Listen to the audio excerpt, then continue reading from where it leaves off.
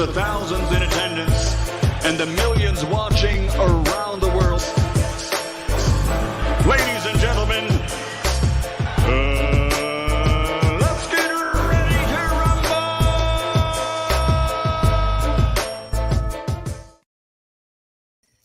Yeah. What's up? It's that boy Coach Malachi Williams in the building. Man, listen, man.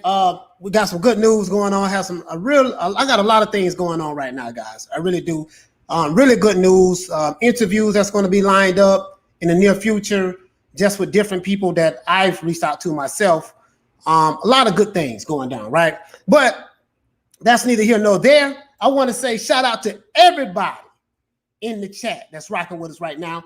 You know, I know it's Sunday. You know what I mean? I know right now Sunday is a relaxation day.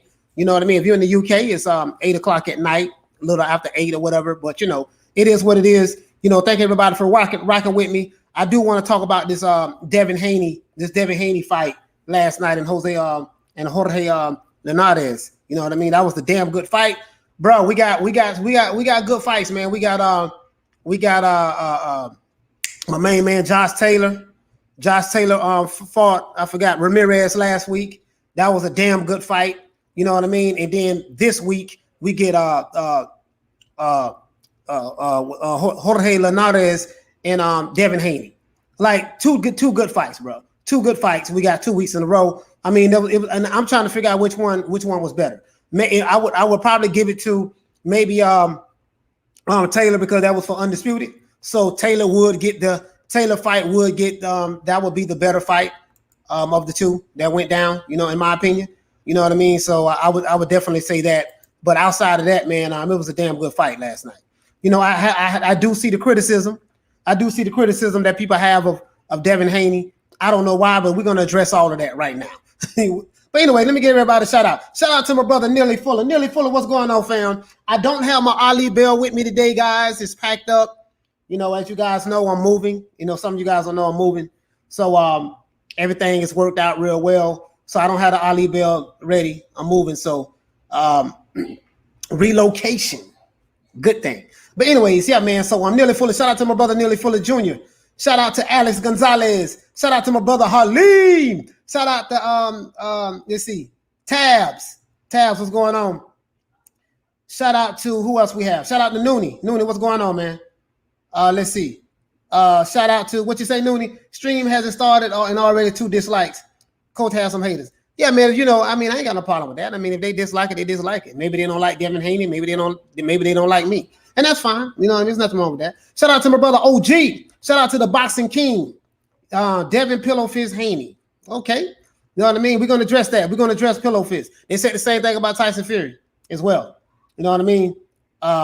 Anyways, let's go ahead. Let's see who else we have. Shout out to my brother Shelton Moore. Shout out to Peter Barnarts. Shout out to OG in the building. Let's see who else we have. Shout out to Chef. Shout out to Chef Red 4. Shout out to Jaden. Shout out to Jed Stillwell. Shout out to my brother Toon. Toon, what's going on, fam? Toon, hey, look, man, cut it out, man. That boy was exposed. Man, cut it out, man. How he was exposed. Toon, but you know, I'm gonna give you a pass, Toon, because you're 28, so I get it. I understand. But I'm gonna educate you guys today, right? Let's see. Michael Buffer, what's going on, fam? What's going on? Mark Remington, what's going on? Shout out to my man Mark Remington. Let's see who else we have. Shout out to my brother Corn Kid. Shout out to Chris. Shout out to Gonzorilo. What's going on, fam? Shout out to Lawrence. Shout out to Uwapo. And let's get right into it, right? Shout out to my main man Toon. Shout out to Toon, man, for the super chat, man. Hey, Toon always coming with the heat.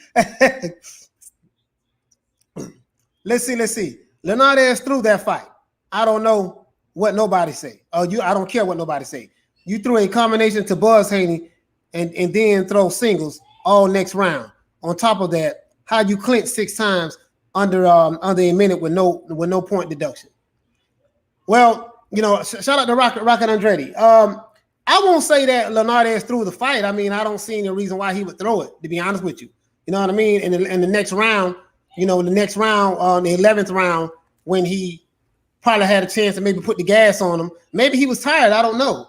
You know what I mean? I can't sit back and say it's easy to sit back and just look at him and say a person did this and a person did that, but I don't think so. You know what I mean? I mean when he buckled Devin Haney, I think he buckled him a couple times, but the end of the 10th round, when he buckled him, you know what I mean? Devin Haney was definitely hurt. He was definitely buzzed, but that's what happened in boxing. That happens in fights. You know what I mean? People are going to get hurt. People are going to get buzzed. Errol Spence got hurt and buzzed before in fights. I.e. watched several of his fights. I had the receipts. Terrence Crawford, Muhammad Ali, you know what I mean? Mike Tyson, Lennox Lewis, Evander Holyfield. It happens. I understand in this new era of boxing, with you guys who just started watching boxing, you don't know anything about the sport, you know, so you think if a person gets hurt, that shows that he can't fight, that shows that he's been exposed, this, that, A, B, C, D. The man, Devin Haney dominated that fight. He dominated that fight. Period. So Devin Haney reminds me. Devin Haney suffers from the Terrence Crawford curse. What I mean by that is, no matter what he does, people are not going to like him. So if Devin Haney would have knocked out Linares, we would have heard, oh man, he knocked out an old washed up fighter. Devin Haney boxes the hell out of him. Devin Haney goes on the inside when he didn't have to and box with him and get hurt. He's been exposed. You see what I'm saying? If Devin Haney fights defensively, oh man, he fights too defensively. You know, Devin Haney is one of those fighters. It doesn't matter what he does, you're not going to like him. Boxing, hold on. Rocket Andrade, what do you say, fam? Coach, the fanboys act like Teofimo wasn't looking like he was about to get stopped by Lomo, and Ryan didn't get dropped. Listen, they don't like Devin Haney. That's just what it is. This guy here, the Boxing King, say Haney held on for dear life. Exactly, he held on for dear life. What's wrong with that? When you get into fights and you get hurt, you're supposed to hold on for dear life. They teach you that. I don't know. I think your name is the Boxing King. The Boxing King. I don't know how much about boxing that you know of, but they teach you that. They teach you that in the amateurs. When you get hurt, what do? You hold on until you're able to recover. What's wrong with that? Let's see. Bill Taylor, like this channel, he ain't no race hustle like the LBC. No, I'm not no race hustle. Let me go ahead and turn this other light on. It's too dark in here.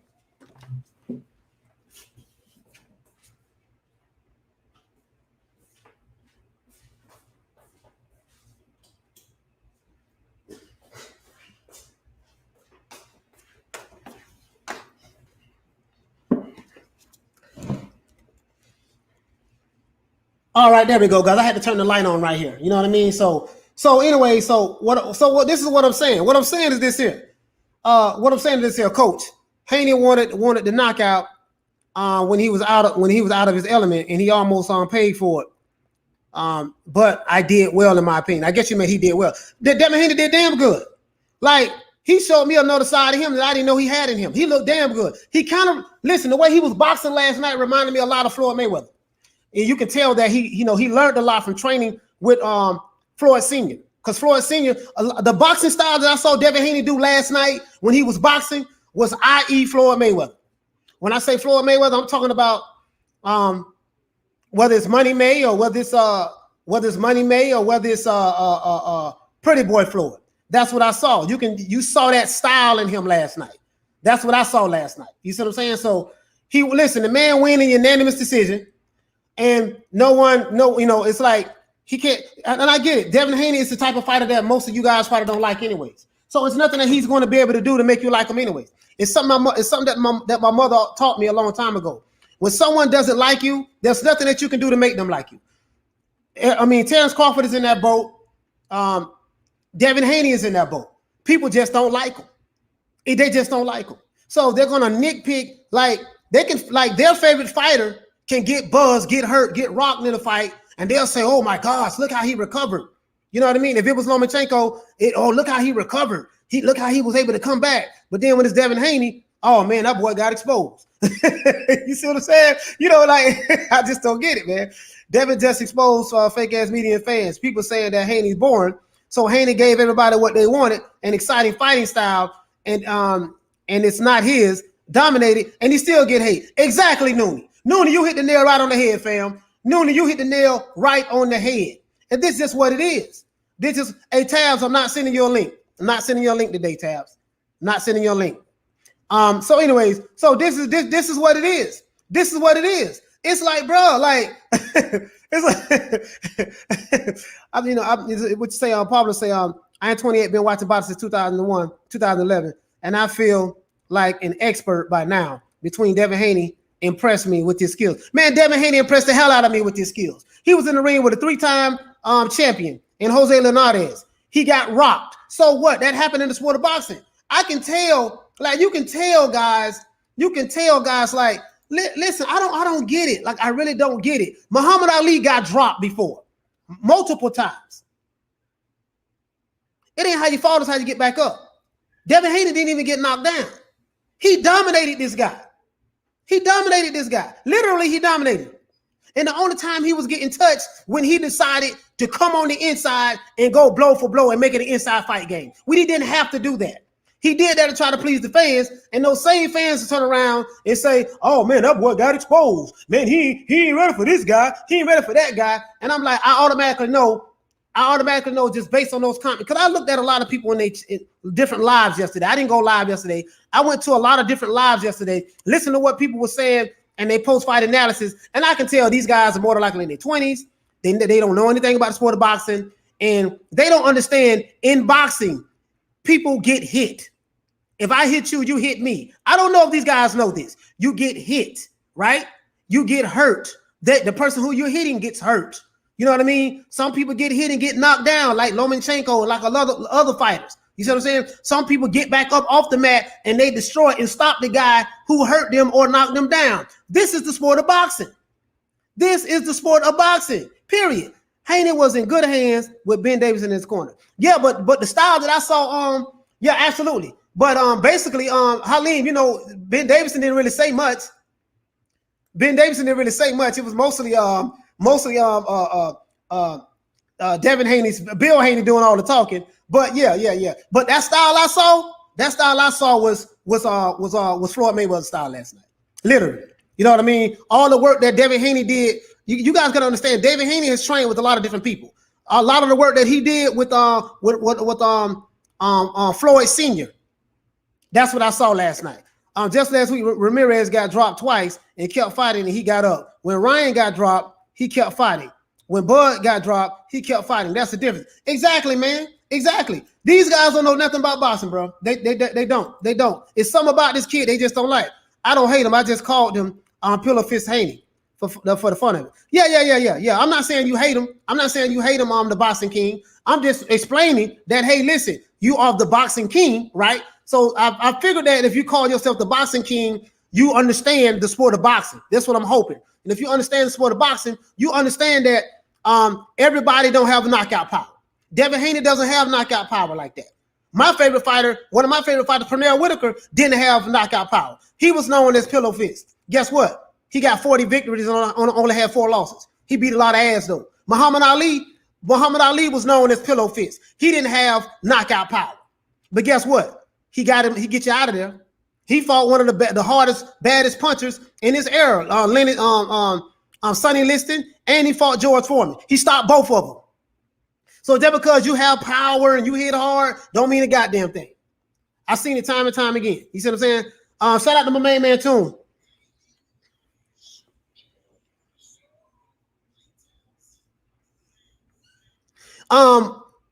Toon saying Haney is a good fighter, bro. I'm not saying that he isn't.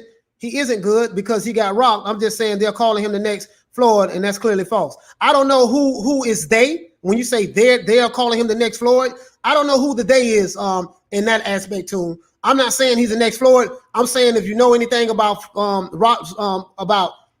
Floyd Sr.'s style and you understand a lot about what you saw last night, the jabs to the body, the check hooks, all of that was Floyd Mayweather style. I've been watching Floyd Mayweather since the amateurs, since the Olympics. So we're talking about 95, 96. You see what I'm saying? I've been watching this kid. You know what I mean? I've been watching Floyd Mayweather. So I understand his uncle's Roger Mayweather style that he used when he was Pretty Boy Floyd. And I understand the second half of his career when he became Money May, that half, which is Floyd Sr. style. What I saw last night, I saw a lot of those things. And when you train with Floyd Sr., you see the impact of that. You know what I mean? That's what I saw last night. I'm just saying me. I'm just saying, is you related to Tyron Woodley? No, sir, I have no relation to him at all. I have no relation to him at all. You know what I mean? So, but I'm just saying, like, a lot of these guys, that's true, Coach. Tell them. Shout out to my main man, Retro Boxing, man. Let me drop a link in here, man. I'll drop a link in here for anybody want to come on. We're not going to be on long today. But I'm just saying, like, a lot of you guys, I don't get it. Like, I get it. You don't like Devin Haney. It's something about Devin Haney you don't like. I understand that. The man beat Linares' ass last night. All three judges scored it in his favor. It was a unanimous decision. He got hurt last night. Yes. Does he have punching power? No, he don't really have punching power. Sugar Ray Leonard didn't have punching power. But he stopped people who had punching power. Muhammad Ali didn't have punching power. But he stopped people who had punching power. You see what I'm saying? Pernell Whitaker, my guy, who didn't have punching power. But he stopped people who have punching power. That doesn't mean anything. Everybody can be a knockout artist. And guess what? The guys who have punching power, all of them not going to knock everybody out. If you know anything about the sport of boxing, you would know this. Styles make fights. The style that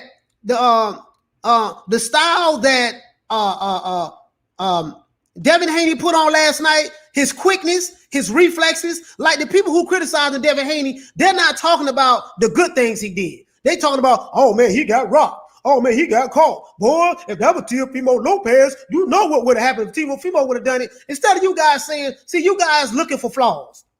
You're looking for a reason not to hate, not to like this guy. That's not a boxing fan to me. That's just somebody who, hey, I just don't like this dude, whatever the case. That's not a boxing fan to me. You see what I'm saying? A boxing fan, a person who studied the sport of boxing, understand that styles make fights. He got caught. Now, this is what I say. Instead of saying, oh, he got rocked. You saw how he got rocked. This is what you say. Look how he took that punch, flush on the chin. Yeah, he got dazed, but he ended up recovering from it. Yeah, it took him a round or whatever to recover. Yeah, he held on. You see what I'm saying? If you know anything about the sport of boxing, you're supposed to hold on when you get hurt. Haney is the future boxing. Him and T.O. are the future. Sucks that they would cancel each other out. Yeah, they had a skill set and dedicated to the sport of boxing. And guess what? Teofimo Lopez and Devin Haney have two different skill sets. They have two different styles. You know what I mean? Like, I don't know. The guys who criticize Haney, I don't know what you want. Like, I don't know what is it about this kid you don't like. I don't know what you criticizing. The man clearly won about 8 rounds last night. And you just don't like him. Trust me, I get it though. I get it. Trust me. This new era of boxing fans, I get it. Haney showed great championship medal by withstanding 10 rounds onslaught to win a unanimous decision. Yeah, right. By withstanding the round 10 onslaught. Exactly. The round 10, he got caught in the end. You see what I'm saying? So let's see what you say on the Boxing King. If Haney had some power on him, I think he could be the most dangerous fighter in the division. But his boxing skills are elite. He has elite boxing skills. If he don't have no power, so what? You know what I mean? If he don't have power, listen. I don't know how long you've been watching boxing, the Boxing King. I don't know how long you've been watching boxing. There's no such thing as every fighter in the sport of boxing that has power. None. I don't care throughout history. You can look at boxers. Everybody don't have knockout power. Dude was fighting a wash slower Linares, who was knocked out twice in his last 5 fights. T.O. is way more battle tested, had the harder road so far, and got speed and power. What does that have to do with Devin Haney's performance at Antonio Giles? Shout out to my main man Antonio Giles. You said he was fighting a wash slower Linares. So you saying all that to say what? You said all that to say what? Hey, coach. Hold on, Chris. Listen. So you said all that to say what, Antonio, my brother?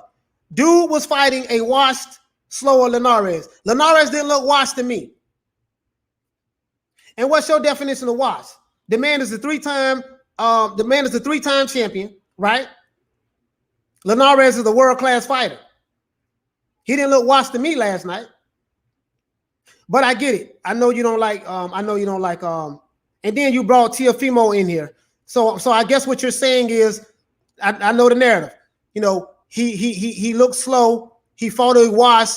Linares, if he gets in there with Teo gonna do A, B, C, and D. Devin Haney really ain't that good. I get it. I get the narrative. I get it. I don't agree with it. I don't agree with your narrative, but I don't know how long you've been watching boxing, Antonio, but I don't agree with the narrative myself, to be honest with you. So Haney can't be the next Floyd because he got rocked. Y'all act like Floyd never got rocked. Exactly. Floyd got rocked in several fights. Floyd got rocked in several fights. This is boxing. I don't get it. I don't get it. I really don't get it. Shout out to my main man Toon. Toon saying Tank gets touched up by Cruz. It was harsh criticism against him. But Haney gets touched up. It's his own choice. Tank stops getting bored. He looked bad, but Haney almost gets stopped. Doesn't matter. He still won. Listen. I don't. All this stuff about Tank get touched up by Cruz. I'm not into all of that. This is what I'm saying. What I'm saying is this here. Boxers get hit. It's called boxing. This is not freeze tag. This is not tetherball. This is boxing. I hit you, you hit me. If you hit me with a good shot, I'm going to be hurt. You see what I'm saying? If I can recover from that shot, good. If I still win the fight, good. I'm not talking about what people say about Tank. I'm not getting into all of that because I know boxing. I know Muhammad Ali got knocked down. I know Sugar Ray Robinson got knocked down. I know most of my favorite fighters have got hurt in matches and they won. This era of boxing fans, this era here of boxing fans, if a fighter gets hit one time, he got exposed. You see what I'm saying? But when it comes to your favorite fighter, you don't keep that same energy. You see what I'm saying? So I get it. I get it. You know, I just want you guys to admit that you're biased and you don't like Devin Haney. That's all I want. Just say, look, I'm biased. I don't like Devin Haney. My favorite fighter can't do no wrong in my eyes. Anybody who's not my favorite fighter, he can do a lot of wrong in my eyes. And I can respect that. I can respect if you just come out and say that instead of making it seem like that you are objective when actually you are very subjective. That's all I'm saying. That's all I'm saying. That's all I'm saying, bro. That's it. You know what I mean? I'm not trying to convince anybody to like Devin Haney. If you don't like him, just say, look, dog, I don't like the dude. I don't like Devin Haney. There's nothing he can do to impress me. I'm always going to favor this fight over him. If that's how you feel, just say that. But what I don't like is don't make it seem like you are so objective and you know so much about boxing, but as soon as a fighter gets hit or get hurt, you know what I mean? You find the reasons to knock him to big up your fighter. Just say, look, man, I'm knocking this dude to big up my fighter because my fighter is the greatest I've ever seen. Just say that. I can respect that. I can respect that. I can respect that if you did that. You know what I mean? That's all I'm saying. That's all I'm saying, fam. But other than that, that's it. You know, that's it. I mean, I get it. That you don't like that. You don't like Devin Haney. You know, I'm not saying maybe you too, but they just don't like Devin Haney, and that's fine. And I don't even make videos about Devin Haney. I'm not even a diehard fan of Devin Haney. You guys have never seen me make a video about Devin Haney. Never. So I'm speaking from an objective point of view from the sport of boxing. I've seen fighters get knocked down multiple times and come back and win. I've seen fighters get hurt, recover, and come back and win. This is the sport of boxing. This new era of boxing, if a fighter gets hurt, depending on whether he's your favorite fighter or not, you're make an argument for how he recovered and dominated, or you'll turn around and say, well, I really don't like that fighter. Let me go ahead and talk about how soft he is, or I see whole weakness in this game and this and that. And I get it, guys. Trust me, I get it. Stevie J, what you say, Coach? I believe people hate on Haney because how he's being promoted like he's the next big thing, when really he's just a really good fighter. He's still young and has tons of potential. Listen, if he has people promoting him like he's the next big thing, that's what promoters do. Promoters promote you like you the next big thing. That's what they're supposed to do. And I think Devin Haney is promoted. He has his own promotional company. And he's working with Eddie Hearn. You know what I mean? If Devin wanted to fight his defensive style, he would have never got clipped and jabbed his way into winning every second of the round. People will be complaining today about how boring he was. Exactly. That's all it is, man. Damn if you do, damn if you don't. I've been watching boxing for 9 years. I know my boxing. Okay. I hear you. Let's see. I admit I was a Devin Haney critic. I was criticizing his punching power and chin Devin Haney won me over last night, looking sharp. Yeah, you know what I mean? Like, it is what it is. You know what I mean? Listen, does Devin Haney have punching power? No. That's quite a few. But again, for all you guys who saying that the boxing king, what do you know about Pernell Whitaker? What do you know about Sugar Ray Leonard? Let me ask you that. What do you know about Winky Wright? That's what I want to know. What do you know? Coach, can I? Go ahead, Chris. Can I interject? I don't think he doesn't have power. Devin Haney, to my knowledge, they're saying he can't make 35 as comfortable as he once did, and this is the same thing that happened to Terrence Crawford. Who is they? Who is they? When you say they, say who is they? Sources. Like, it's all tertiary sources. I'm not close to anything. I'm on YouTube right now, but like I'm not close to anything. But they say he can't really make weight like he once did. So that's why they say he's not knocking people out. But like just a couple years ago, he was taking people out at 35. I just think he can't make weight. I think he has enough punching power to hurt people. And I think if he moves up to 140 or 47, I think his punch power will come back. Well, listen, again, let me ask you a question. Have you ever heard of Pernell Whitaker? Yes, I have. Pernell Sweet Pea Whitaker. Have you ever heard of Winky Wright? Yes, I have. Ronald White. Right. Have you ever heard of Muhammad Ali? Of course. Do any of those men have punching power? Not considered it, like they don't have Ernie Shaver's punch power. No. Muhammad Ali never had punching power. Pernell Whitaker definitely never had punching power, and Winky Wright never had punching power. But they beat dudes who had punching power. So when people say, "Well, he ain't got no punching power," what does that mean? That's true. That's just only one aspect of boxing. And I can't really say that because look how he did Hurtado. Look how Whitaker did Hurtado. Look how Ali did Bonavina. And half of Winky's Wright's win are by knockout. I think he's like 51-5 with 25 knockouts. So half of his wins are a little under that is knockouts, but that's not what the styles are predicated off of. And then if you know anything about boxing, styles make fights. Of course. Listen, George Foreman was the monster. Sonny Liston was the monster. Muhammad Ali, before he fought Sonny Liston, he got knocked down by a couple of fighters, dropped by a couple of fighters. He got knocked down by Doug Banks. Right, before he fought Sonny Liston. Everybody said, "Oh man, Sonny Liston gonna kill him. Gonna kill Cassius Clay." This before he's Muhammad Ali. Cassius Clay beat the brakes off Sonny Liston. Yes, he did. And then when he fought George Foreman had destroyed almost every fighter who Muhammad Ali fought. He destroyed them, knocked them out quick, made quick work of Ken Norton, made quick work of Frazier, made quick work of a lot of people who Ali fought. Everybody said 14 years in his career, because Ali fought him in 1974, the year that I was born, and said, "Oh man, George Foreman is going to kill Ali." Nobody gave Ali a chance. Ali, and because George Foreman was a big puncher, a huge puncher, Ali did not have any punching power. He was never known for having punching power. He was known for beating you to death. And then until you got knocked, until you tapped out, he was known for a volume puncher. Man, I'm gonna hit your ass so many goddamn times you're gonna fall out. Sugar Ray Leonard, the same thing. But guess what? When they got in the ring with all of these dudes who have punching power, what did they do? They stopped. They stopped them and they dominated. Literally. Yes, you see what I'm saying? Yes, they did. So what I'm saying is these guys who criticizing Devin Haney right now, I can tell. Remember, I say this all the time. I can tell by what they say in the chat. They have not been watching boxing for a long time. Because if you knew this, you would understand that everybody don't have punching power.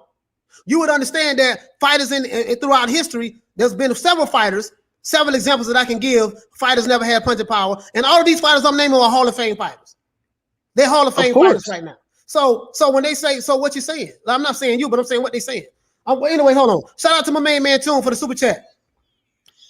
Tune says, I like Haney, but let's keep the same energy. We can't bash Tank and big up Haney. I never bash Tank. So when you say we can't bash Tank, I want you to clarify Tune so I get it. You love Tank more so than you like Devin Haney. I never bash Tank. So when you say we, who are the we that you are referring to? Because I never bashed Tank. I never bashed him. So when you say we, let me know who is the we that you're referring to. People, I ain't talking about you personally. Yeah. Listen, I'm not even Again, I'm not even a Tank. I'm not a Tank fan like that, or even a Devin Haney fan like that. I'm just speaking from as objective as I possibly can as it relates to the sport of boxing. Shout out to my brother Toon, man. Toon, I'm so sorry for keeping you waiting, man, brother. Go ahead, brother. Toon, go ahead, brother. I mean, not Toon, Bowl. Shout out to my brother Bowl. Sorry about that, man. Go ahead, brother. Hey, what's going on, Coach? Go ahead, brother. What's going on? My only thing is this, man. I can kind of see where Toon is coming from, though, because my thing was, and I'm not saying you, Coach, but when Lomachenko fought Jorge Linares, right, and he got dropped. Now, though, Loma was dominating, just like Devin Haney was dominating Jorge Linares. Right. When he got dropped, the Alphabet Channel, including Dante's Boxing Nation, was saying, "Oh, he fought a washed up fighter. He was a good fighter, but he's not one of the best lightweights out there." But then when Devin Haney gets rocked, all of a sudden they said Jorge Linares is elite. I'm like, how's he elite? Why can't y'all keep the same energy that you kept with Loma? So the agenda goes the other way as well. I listen, Bo, I totally agree with you. What I'm saying is I'm not in that category. I'm not in that category showing different energy to certain fighters. I'm not in that category where I'm dissing Tank to big up Devin Haney, or I'm dissing this guy to big up another fighter. Hell, I don't even make videos about my favorite fighter, Terrence Crawford. You know what I mean? So I'm not in that category. I'm just saying, listen, for everybody who's saying, whether it's Tank Davis, let me just say this, let me preface this. Whether it's Tank Davis, whether it's Errol Spence, whether it's the entire PBC roster, anybody who get hurt or rocked in the fight and he recovers and still wins the fight, I'm gonna keep that same energy. I'm gonna always talk about, yeah, he got hurt, but look how he recovered from it and dominated. That's all I'm saying. I'm not a Devin Haney guy. You see what I'm saying? But I'm not a Devin Haney hater either. I love the sport of boxing. That's all I'm saying. He got robbed. He won a unanimous decision. He dominated this dude. So and it was the last 3 rounds. It's not like he got rocked and he just got consistently beat up for the totality of the fight. He only got rocked in the last 3 rounds. He just cruise controlled. Like, if you look for the first nine rounds, Linares didn't win one. Devin Haney was way too sharp. Devin Haney was keeping that jab on him up and down. Devin Haney was hitting him with combinations. And whenever Linares wanted to, start his offense, it would get nullified. So, like, people are just, overreacting. And did you see Ryan Garcia's Instagram story saying, "I would knock Devin Haney out"? That's funny. I don't take anything Ryan Garcia says seriously. Ryan Garcia has mental health issues. 1 minute. Ryan Garcia is more of an Instagram star than anything. He's known for Instagram more so than anything. So I wouldn't even worry about Ryan Garcia. Ryan Garcia had a chance to fight Devin Haney. He didn't want to fight him. So I like to focus on fighters versus guys who on Instagram talking. I'm focusing on fighters. Now we want to talk about Instagram. We can talk about Ryan Garcia. Ryan, deal with your mental health issues. You had a big fight coming up. You pulled out the fight saying that you was going cuckoo for Cocoa Puffs. You had mental health issues. That seemed to be the thing that everybody's going through after Tyson Fury did it. So, okay, focus on your mental health, brother. Don't worry about fighting nobody. Stay focused on mental health. Don't even come back to boxing and keep making Instagram videos. That's what he needs to focus on. That is very true. That's very, very, very true. Bo, go ahead, fam. Bo, you got something to say?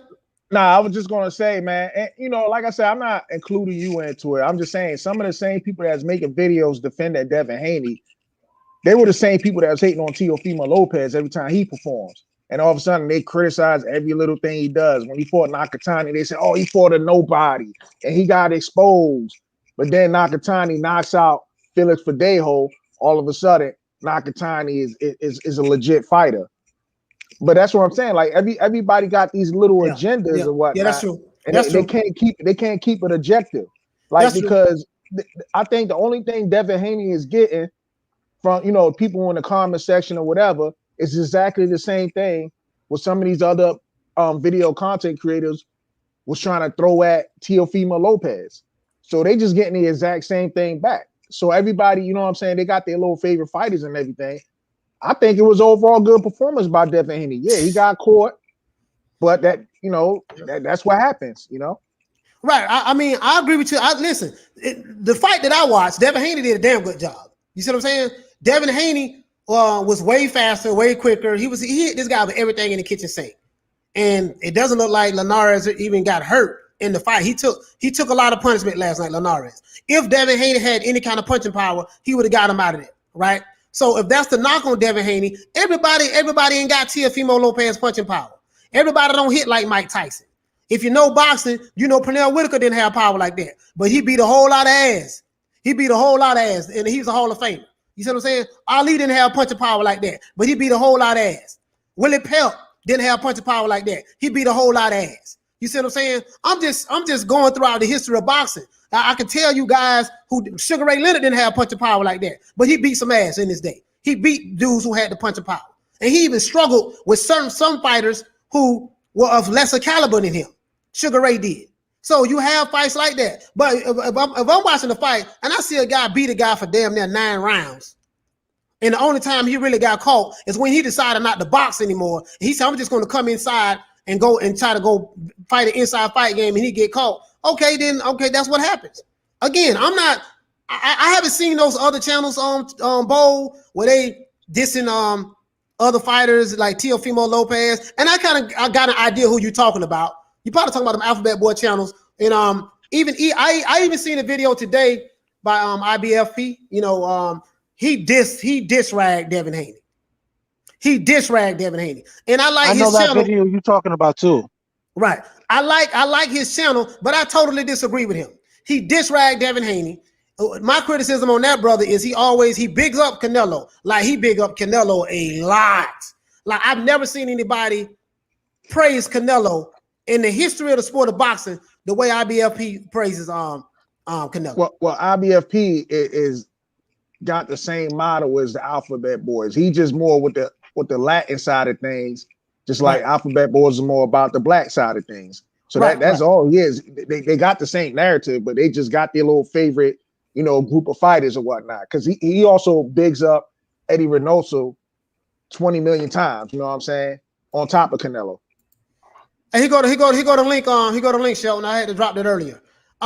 Again, I do understand about the criticism. So pound for pound say, yo, you have to understand Devin deserves the criticism because he criticized everyone else. Look at how his father talks about Teofimo Lopez. I totally agree with that. That's a valid point, pound for pound, real boxing news. You hit the nail right on the head, brother. That's a valid point. Because I was going to go there, but you beat me to it. I was going to say I do understand the criticism of Devin Haney from a standpoint of his father, Bill Haney, always criticizing Teofimo Lopez. So I get that aspect of it. I'm not disagreeing with that. I'm not getting with this what I'm doing, guys. I'm not getting caught up in what this side say about the other side and that side say about the other side. I'm the guy that's in the middle. I don't give a damn about sides. I don't care what the Alphabet Boys say, IBFP says, or whoever. I'm just saying, listen, I saw a really good fight last night. To me, Devin Haney looked damn good. We don't know we don't know what the fighter looked like if him and Teofimo Lopez fight each other. We won't know nothing until they fight each other. And until they fight each other, we can assume, make speculations, all you want. I've been watching boxing a long time, and I have seen fights where the fighter who has the power, who you think is going to win the fight, they don't win the goddamn fight. I've seen it a million times. So who knows? That's all I'm saying. All the other stuff, what everybody else saying, everybody has their narratives. I get that. I really do get that, and I understand that. You know what I mean? But I'm just saying it was a damn good fight. It was a damn good fight. Does Devin Haney have punching power? No, he don't have punching power. But Pernell Whitaker didn't have punching power. He's still a Hall of Famer. Like, what does that mean? You know what I mean? So Teofimo Lopez is my favorite guy at 135. But I don't cap for Teofimo. I ain't capping for nobody. You see what I'm saying? My capping days is over with. If you ain't Mike Tyson, Roy Jones, Pernell Whitaker, or Marvin Hagler, you ain't in that category for me to even cap for you. So, hey, but shout out to my main man on Shelton Moore. Shelton, what's going on, fam? Put me in, coach. Well, let me address these super chats though. Let me address these. Go ahead. Go ahead. My main man Antonio. Devin was winning, but he never broke Linares' confidence spirit in the fight. He never broke his confidence. When you're a championship fighter like Linares and you've been a champion 3 times, on that level, On that level, it's very few you're gonna see a fighter get their spirit broke when you're on that level. You see what I'm saying? Shout out to my main man Toon. Toon says, Bo, see where I'm coming from. I'm just saying keep that same energy when I'm talking about these things. I'm not coming at you personally, big dog. Yeah, Toon. I'm not saying you coming at me personally, brother. I'm just trying to be objective as possible. You see what I'm saying? But I get what you're saying now. Thank you guys for enlightening me on what these other channels have been saying. Because I don't know. I'm out of the loop as it relates to the bias they've been showing towards Teofimo and all of this stuff there. You know what I mean? So, I don't know anything about that. I'm just talking about the fight last night. As it relates to the fight last night, from what I saw, Devin Haney looked damn good to me. Linares is the champion. When you're fighting a guy who's been a champion, 3-time champion, world champion, Linares ain't no damn scrub. He ain't got but 5 losses. Now he got 6 losses. He's not a scrub. You see what I'm saying? I can't get into the politics of what these other channels are talking about because all these other channels have their bias. With this channel here, I don't want to focus on being biased towards nobody. I don't give a damn about Canelo like that. I don't give a damn about Wilder like that. I don't give a damn about Fury like that. I don't give a damn about Haney, Teofimo, Tank, or any of your favorite fighters like that. My favorite fighters are retired and they're not fighting anymore, and some of them are dead. My guys who I was fanboys of. So I don't have that energy for the fighters of this era that some of you guys have, because I'm 47 years old. I'm in a different age group. I don't see the Teofimos and the Canelos like you guys see them. Right, I don't see the Devin Haney's like you guys see them. Because I don't see great fighters way better than any of these guys who you like. So I don't see them. Like so I don't have a dog in the fight with it. You know what I mean? I'm just saying Devin Haney looked damn good to me last night. That's all I'm saying. You know what was my favorite moment in that fight last night, Coach? Go ahead. What's that? When Linares caught him with that, he set him up with that uppercut. He straightened him up and caught him with that flush right hand, and then laid his ass to his seat. Go ahead, sit down. I love that. Yeah. That was nice. That. Yeah, that was nice. I love that. Yeah, and then Tank was still not Tank. Devin was still hurt. Devin was still hurt from that fight in the 11th round. That's when he did a lot of holding. Let me ask these people this question. So you in a championship fight, you fighting to defend your title, right? And you are fucking buzzed. You hurt. What are you supposed to do? Go back out there and start swinging? Survive. No, according to them, my brother, he's supposed to go back out there and start swinging like an idiot and get clipped again and get knocked out. He was supposed to grab the man and hold him. See, if you'd ever been in a ring, coaches participating in the sport, I participated in the sport. The first thing they teach you is when you hurt, tie him up. Tie him up. Don't get hit again.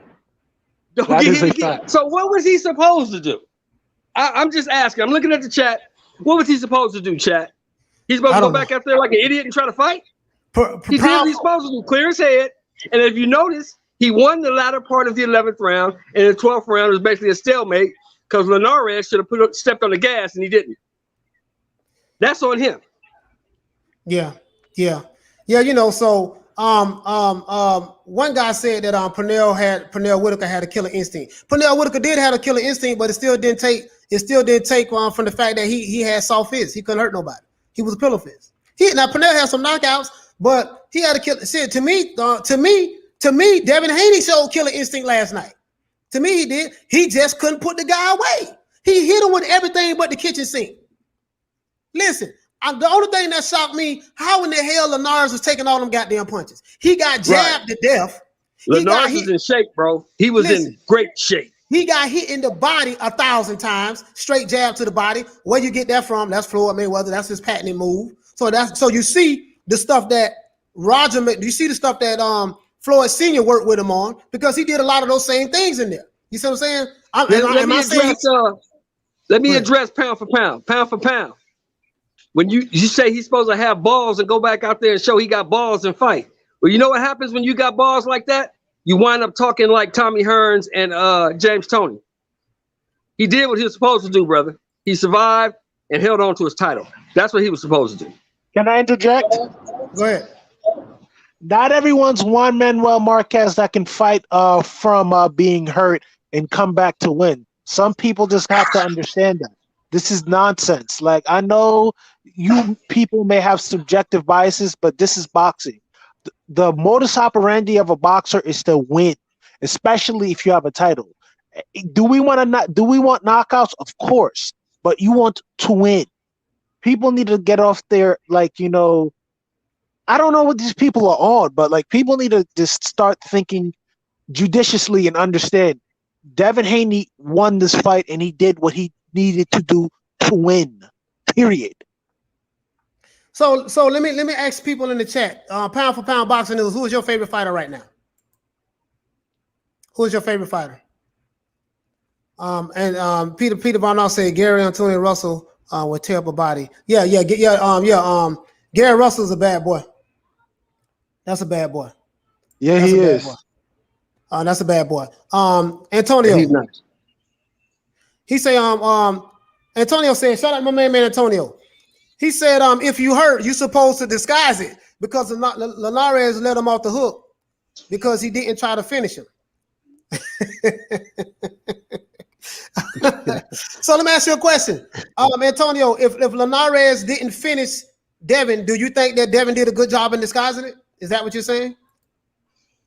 Because Linares dropped Lomo and T.O. didn't drop Lomo. This should kill their narrative. It won't kill their narrative though. See, this is the thing. This is the issue.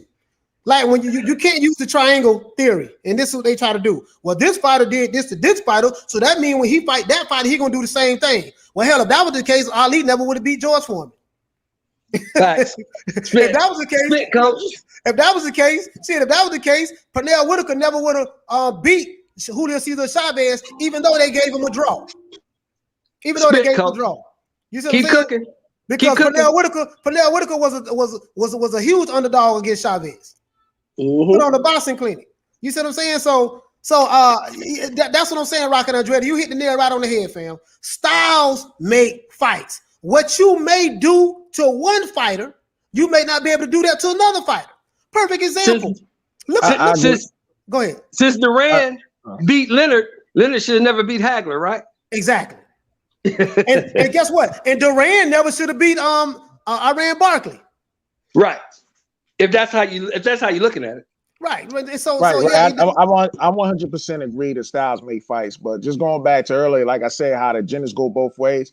Right. I watched the Dante Boxing Nation thing. This dude, he was so mad. I guess people was talking about Devin Haney so much. This dude went to resort to hate on Teofimo Lopez by saying Teofimo Lopez got knocked out in sparring. I was like, what does that got to do with the damn fight that happened last night? I'm like, I want to see those two fight and see what happened.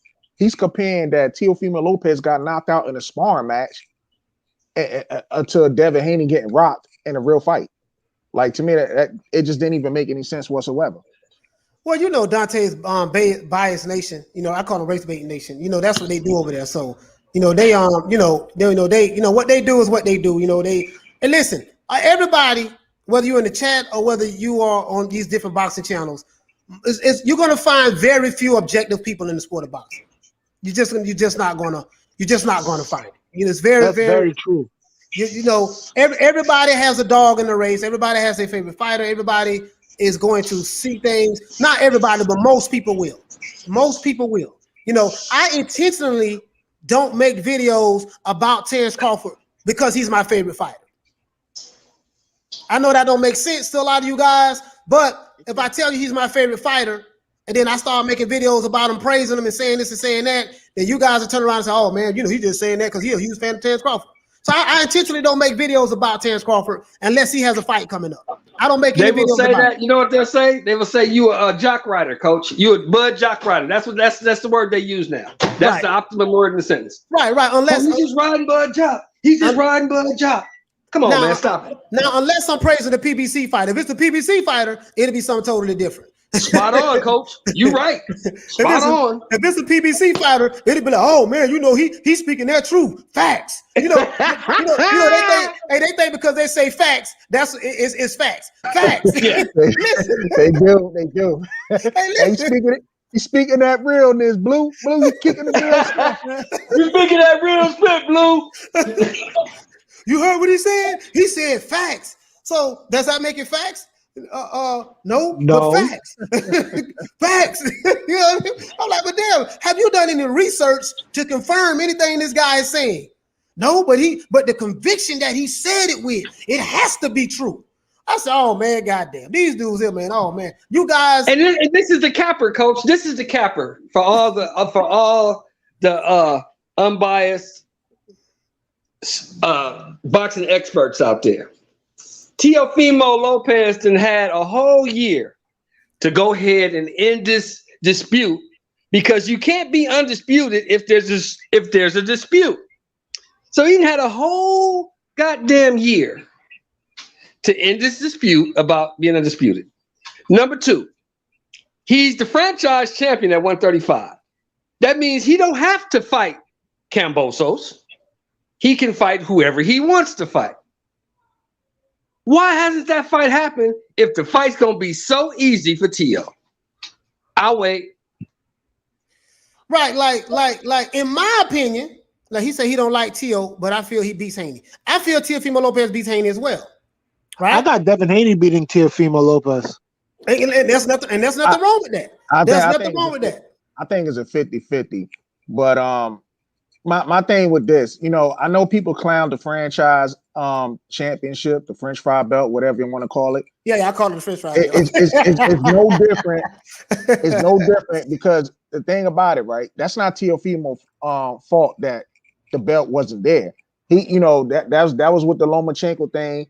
You know, I guess requested the franchise, whatever. But that's no different than the WBA using that regular champion, because when Ugas was the regular champion for a minute, and Errol Spence was talking about fighting him on social media, nobody never said, hey, Ugas got the French fry title. Or better yet, now that he's fighting Manny Pacquiao, nobody's saying Manny Pacquiao got the French fry title. They're talking about, oh, well, he's getting reinstated with his belt back. He's getting reinstated. See, like the energy is not the same. Yeah, that's crazy. To me, Bo, that's crazy. How in the hell you take the belt from Manny Pacquiao because he's inactive, says he's a champion in recess? I'm not gonna lie. I don't know everything about the sport of boxing. I don't. But I've never heard of a champion in recess before. This is the first time I've ever heard of it. Now, when I've done my research, a champion in recess has been out for a while, a long time. But I just, you know, it's so rare that you hear that term used for a fighter. I just, you know, I didn't, I'm like, what the hell is a champion in recess? I had to look it up. But you take the belt from him, give it to Ugas, and then now he's back out of recess. He's going to fight, and now you say, okay, Ugas, check this out, dog. We're gonna take this back from you and give it back to Manny. And like, to me, that's bullshit. To me, that's bullshit. Manny Pacquiao. Let me ask the whole panel a question, Coach. This is for everybody on the panel, right? Is the Zone a major corporation? Is the Zone a major corporation? Yeah, major corporation. Yeah, absolutely. So major corporations that deal in advertising can be sued for false advertisement. Am I right? Correct. So why was the fight announced all week and on the Zone as a fight for the WBC lightweight championship of the world? Why was the fight announced like that? Because it was for the WBC lightweight championship of the world, period. So how can Teofimo be undisputed if the WBC lightweight championship of the world is in the hands of another man?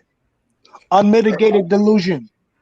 Oh, okay. Well, here's my thing too. I mean, anytime somebody fight for the WBA regular belt, it still announced as the WBA championship.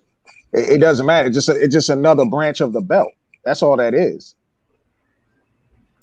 Right. Boxing has too much belts. So this is the thing too. There's not a dispute that Josh Taylor is the undisputed junior welterweight champion of the world. I don't think no one on this panel would dispute that. There's no dispute. Anytime, whether it's Teofimo Lopez or Devin Haney or Bill Haney, anytime you have to explain to the audience why you are the WBC champion and why you are undisputed, there's a dispute. Period. Undisputed means there is no dispute, without a question, without a shadow of a doubt. We know that you are the champion of all champions in this division.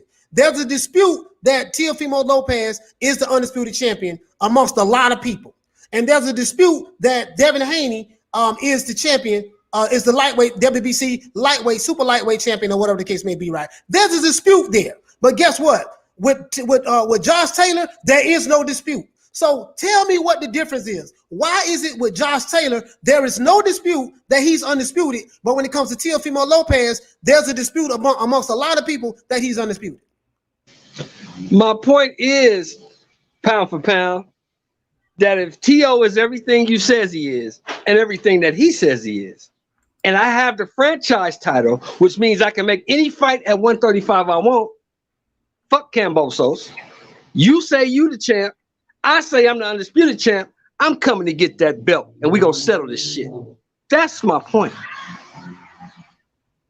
Right. I'm not saying the T.O. undisputed or not. Right now, it's too much. It's too much foolishness in the game as it relates to that.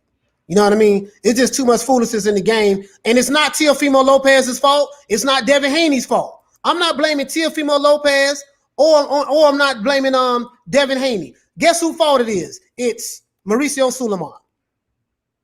Mauricio Sulaiman is the reason why we have this confusion. That's all I'm saying. It's not Devin Haney's fault. It's not Teofimo Lopez's fault. You know, no, it's actually Vasily Lomachenko's fault. Lomachenko mandatory was Devin Haney at one point. Am I mistaken? He was supposed to fight. Devin Haney became the mandatory after the tournament, right? No. Devin Haney became the man. I was looking this up. Devin Haney became Lomachenko's mandatory right after Lomachenko already had was setting up an undisputed match with Teofimo Lopez. And then like a month later, Devin Haney became the mandatory. And then all of a sudden, after that, Lomachenko requested, or Top Rank or whoever requested the franchise title. My thing is, you can't even fall. I mean, even for Lomachenko's standpoint, he's trying to fight for the other two belts that Lopez had. But right. that's the sequence of winning. Like Devin Haney wasn't even a mandatory when they were already making the fight with when Loma was making a fight with Teofimo Lopez. He became the mandatory a month later.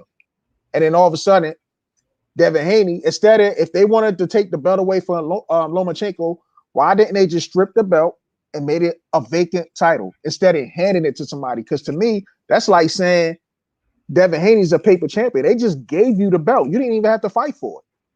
Right, that's how I look at it. Right. No. I know. Listen, I totally agree with you. I'm not arguing. I'm not even arguing with that, Bo. All I'm saying is Mauricio Sulaiman is the root of all of this confusion. This is the problem. The problem is not, I hate Devin Haney, F Devin Haney. I'm team Teofimo Lopez, or I hate Teofimo Lopez. Listen, the fight fans are mad at Haney. Fight fans are mad at Teofimo Lopez, but nobody's mad at Mauricio Sulaiman. Mauricio Sulaiman is the reason why we have all of this confusion. But anyway, shout out to my main man, Antonio. Dude, let's stop it for the super chat. If Fury dropped the belts to fight AJ, y'all still going to call the winner for undisputed in champion in years. Who is y'all? Please be more specific, sir, because you can't be talking about me, Antonio. You can't be talking about me. If you drop the belt, you are not champion anymore because you gave the belt up. If you hold on to the belt and you fight and defend the belt, you are champion. Anything that you drop and throw away, it is no longer yours anymore.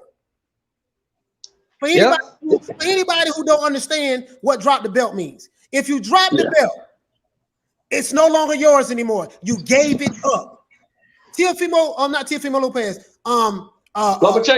Lomachenko gave up his WBC strap. As long as he had that belt, he was the WBC lightweight champion, or super lightweight champion, or whatever it was. When he gave that belt up, he was no longer champion anymore. You want to know why? Because he gave it away. It's just like if you have money. If you have $100 in your pocket and you say, I have $100 in my pocket. If I drop my $100 on the ground and somebody else picks it up, guess what? I don't have $100 no more. You want to know why? Because I gave it up. It's that simple. It's that simple, guys. There's no dispute that I don't have $100 no more. Why is no dispute? Because it ain't in my pocket no more. I gave it up. So Mauricio Sulaiman, when Lomachenko chose to give up his title, he forfeited any right to say he was a champion, right?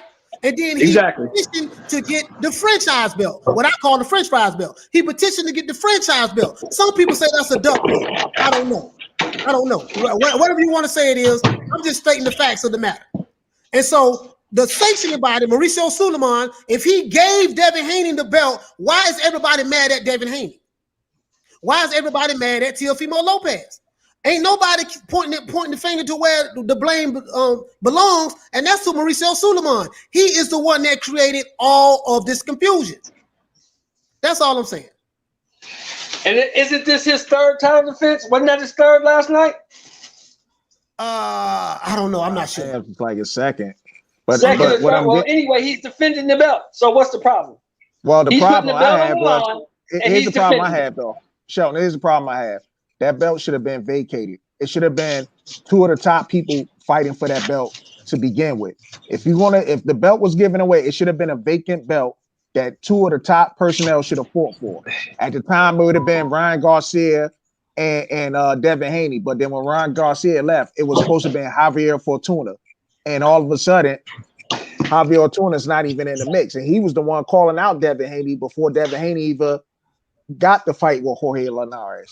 But then you still shouldn't blame Devin Haney. You should blame Bill Haney. I'm not blaming Devin Haney. I'm not blaming. I'm just saying like anytime a belt, if it becomes vacant, it should be fought between the two top guys for a vacant belt. And what I'm saying is that the belt was handed to Devin Haney. Right. To me, that's the definition of a paper champion. And that's why I say I blame Bill Haney, because I would have advised my son, no, don't take that championship. Tell Mauricio we don't want it. Make it vacant and let us fight for it. And then you wouldn't have all this. If you don't take that belt, you're not going to get the money that comes along with the belt. So of course you're going to take the belt because there's incentives and stuff that comes with that belt, right? You make more money by having a belt. But my thing is that the WBC should have been said, no, this is a vacant title. We're gonna have the two top guys fight for this belt, and the winner takes off. Yeah.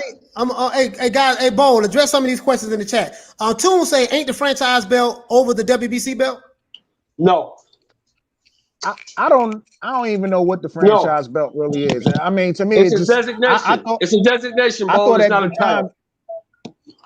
I thought at the time they said when the franchise belt came out, it's not transferable, but then it got transferred when Teofimo beat Lomachenko. I don't know what the franchise belt is. They just make it up as they go along. Measy said no. The strap was franchised, so the Haney fight wouldn't get in the way of the Teo fight that was already in the works. Again, Shelton says one thing. It's a designation, which that is what Mauricio Suleiman said. Bo said he really don't know what the hell it is. And then my main man Chris is basically saying it's subjective. They change the rules as they go along. So this is again, the confusion points right back. The confusion points right back to Mauricio Suleiman. This is where the confusion comes in at. This is why there's dispute. Undisputed mean there is no question, no doubts that this guy is the champion. If you have one group of people who is pro Teofimo Lopez saying, yes, Teofimo is the undisputed champion, and even Teofimo is saying this, and you have another group of people who are not with Teofimo Lopez saying that, no, he is not the undisputed champion. He has to fight Devin Haney because Devin Haney have the real belt. He has the franchise belt. There is a dispute. You don't hear this argument with Josh Taylor. You don't hear this with Josh Taylor. There's nobody, whether you like Josh Taylor or don't like Josh Taylor, there is no boxing channel on YouTube right now saying that Josh Taylor is not the undisputed junior welterweight champion of the world right now. But you have people disputing whether Teo is undisputed and disputing whether Devin is a real champion, and it all starts from Mauricio Suleiman. That's all I'm saying.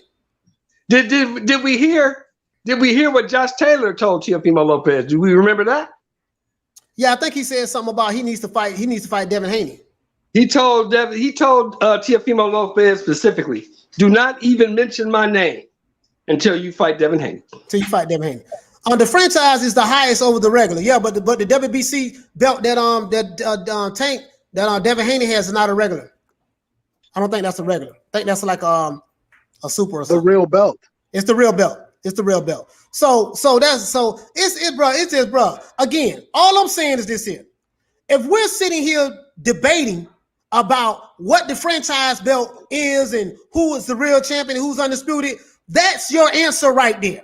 We are debating this and having a discussion about this because we are all confused. We don't know the answer. Nobody we're not confused.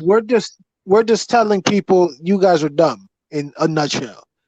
I'm not even saying that the guys are dumb. I'm saying Mauricio Suleiman has started all of this confusion. That's all I'm saying. The confusion started with Mauricio Suleiman. If you give one guy, listen, it's not rocket science to me. I am the champion. I am the WBC champion. I'm a unified champion. My name is Vasily Lomachenko. I make a decision to drop my belt that I fought for. This belt right here, and this is the replica.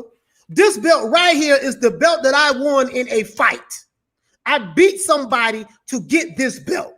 So this belt has value. It has significance. It's recognized by everybody in boxing. There was no argument or dispute about this, right? I make a decision. You know what? I'm done. I'm going to drop this belt. I don't want it anymore. So the guy who owns this belt, Mauricio Suleiman, decides, okay, this belt has value. This is a great belt. Vasily Lomachenko had this belt. I'm going to make a decision to do what? Hey, Devin Haney, let me give this belt to you. That's a real tangible belt that has value, that's recognized by everybody. I'm going to give you this belt, and now you're going to be recognized as the champion of this belt once you fought for it or whatever the case may be, or was given to you or however, right? This is what I'm saying. And what we're going to do, Teofimo, you're going to fight Vasily Lomachenko and win.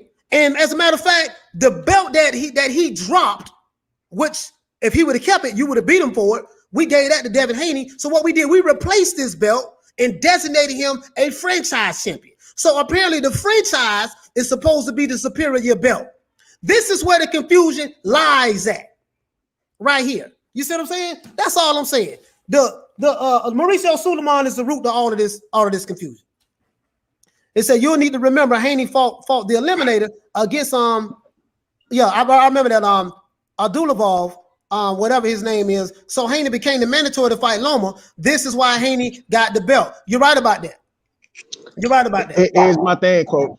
He became the mandatory like 2 weeks after Lomachenko, when Teofimo had that fight with Come, and they was already talking about, hey, we're gonna make the undisputed fight between Lopez and Lomachenko. 2 weeks later, that's when Devin Haney won his eliminator and became the mandatory. So that's all I'm saying. Right, and I get that, but what I'm trying this is what I'm trying to say, Bo. If I am the WBC champion, Vasily Lomachenko, he was unified champion. If I drop my belt, am I still a champion of that belt that I gave away?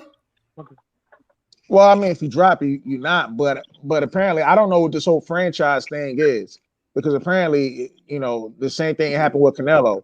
It was like you're still the champion somehow, even though it's a franchise.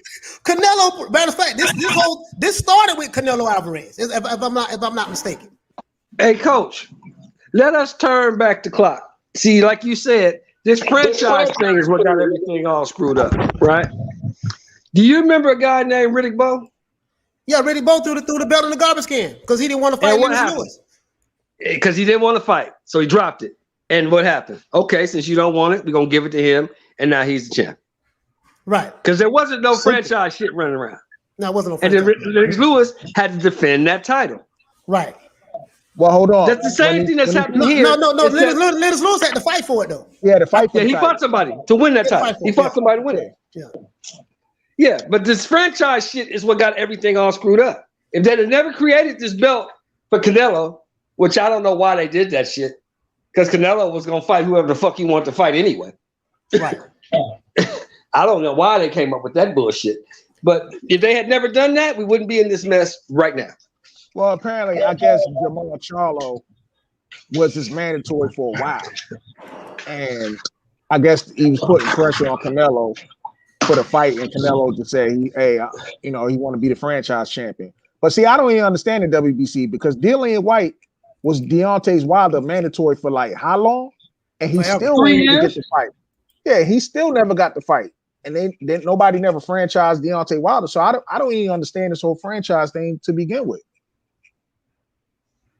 Yeah, now this guy here says, bro, you don't understand, so why do you keep saying the definition of undisputed? The definition in the dictionary has nothing to do with the specifics in boxing. Bro, by you saying that dumbass shit, I'm not even gonna reply to you.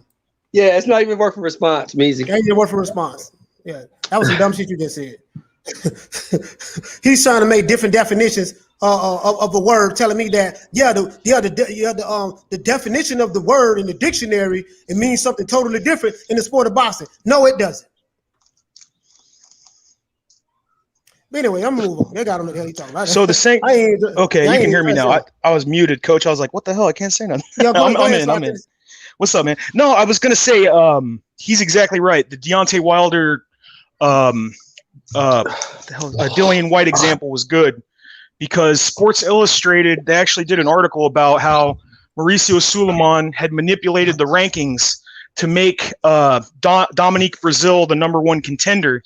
And last night I was watching the post-fight press conference. They did an interview with Eddie Hearn, and he said the same thing you guys are saying. He just said, look, they're saying that Tio's ducking him or he's ducking him. He said Mauricio Sulaiman's the one that created this designation so Tio could fight Lomachenko. And I think it's the other thing that a lot of people mention too is that it's another way to siphon more sanctioning money out of people. Fact. Because now you got Haney paying a percentage, you got Tio paying a percentage. It's just really, I mean, and with the coronavirus happening, even with the events, there wasn't any live gates. So imagine being told you got to pay this $100,000 or $200,000 sanctioning body fee when you can't even get a crowd. That's why he was talking about dropping some of the belts, because he's just like, what's the point? Like, I'm paying them for a belt, I'm not going to get undisputed anyway because you can't make people fight each other. Right, Johnny Blaze. I saw that interview with rap star and Mauricio Sulaiman. Mauricio Sulaiman explained the franchise before he even came on that show. I get it. And even though Mauricio Sulaiman explained it, I'm still confused. Yeah. It should just be one champ. I'm still confused. The confusion comes when you come up. I don't care what Mauricio Sulaiman says. I heard both interviews. I heard several interviews he gave about the franchise. The franchise confused everything. Mm-hmm. Basically. So you have a franchise. So basically, Devin Haney might as well throw his belt. If Teofimo Lopez is undisputed, then Devin Haney belt is worthless. What's the point of having it outside of him just paying sanctioning fees? That's it. Because they didn't have this back in the day. They didn't have this in the 90s. They didn't have this in the 80s. They didn't have this in the 70s. This franchise belt is something new that Mauricio Sulaiman said that they came up with. They created this belt. And you know what we should do, Coach? If you want to eliminate all this confusion, make one belt for each division. Exactly. One belt for each division. This is the champ. Everybody else got to chase this guy. That's it. Well, it's still going to be problems though, because the promotional companies going to be fighting with each other for more money and stuff like that. Mm-hmm. Basically, they might as well just go to MMA style. Each promotional company got their own championship belt, because obviously you can't work it out with the sanctioning bodies.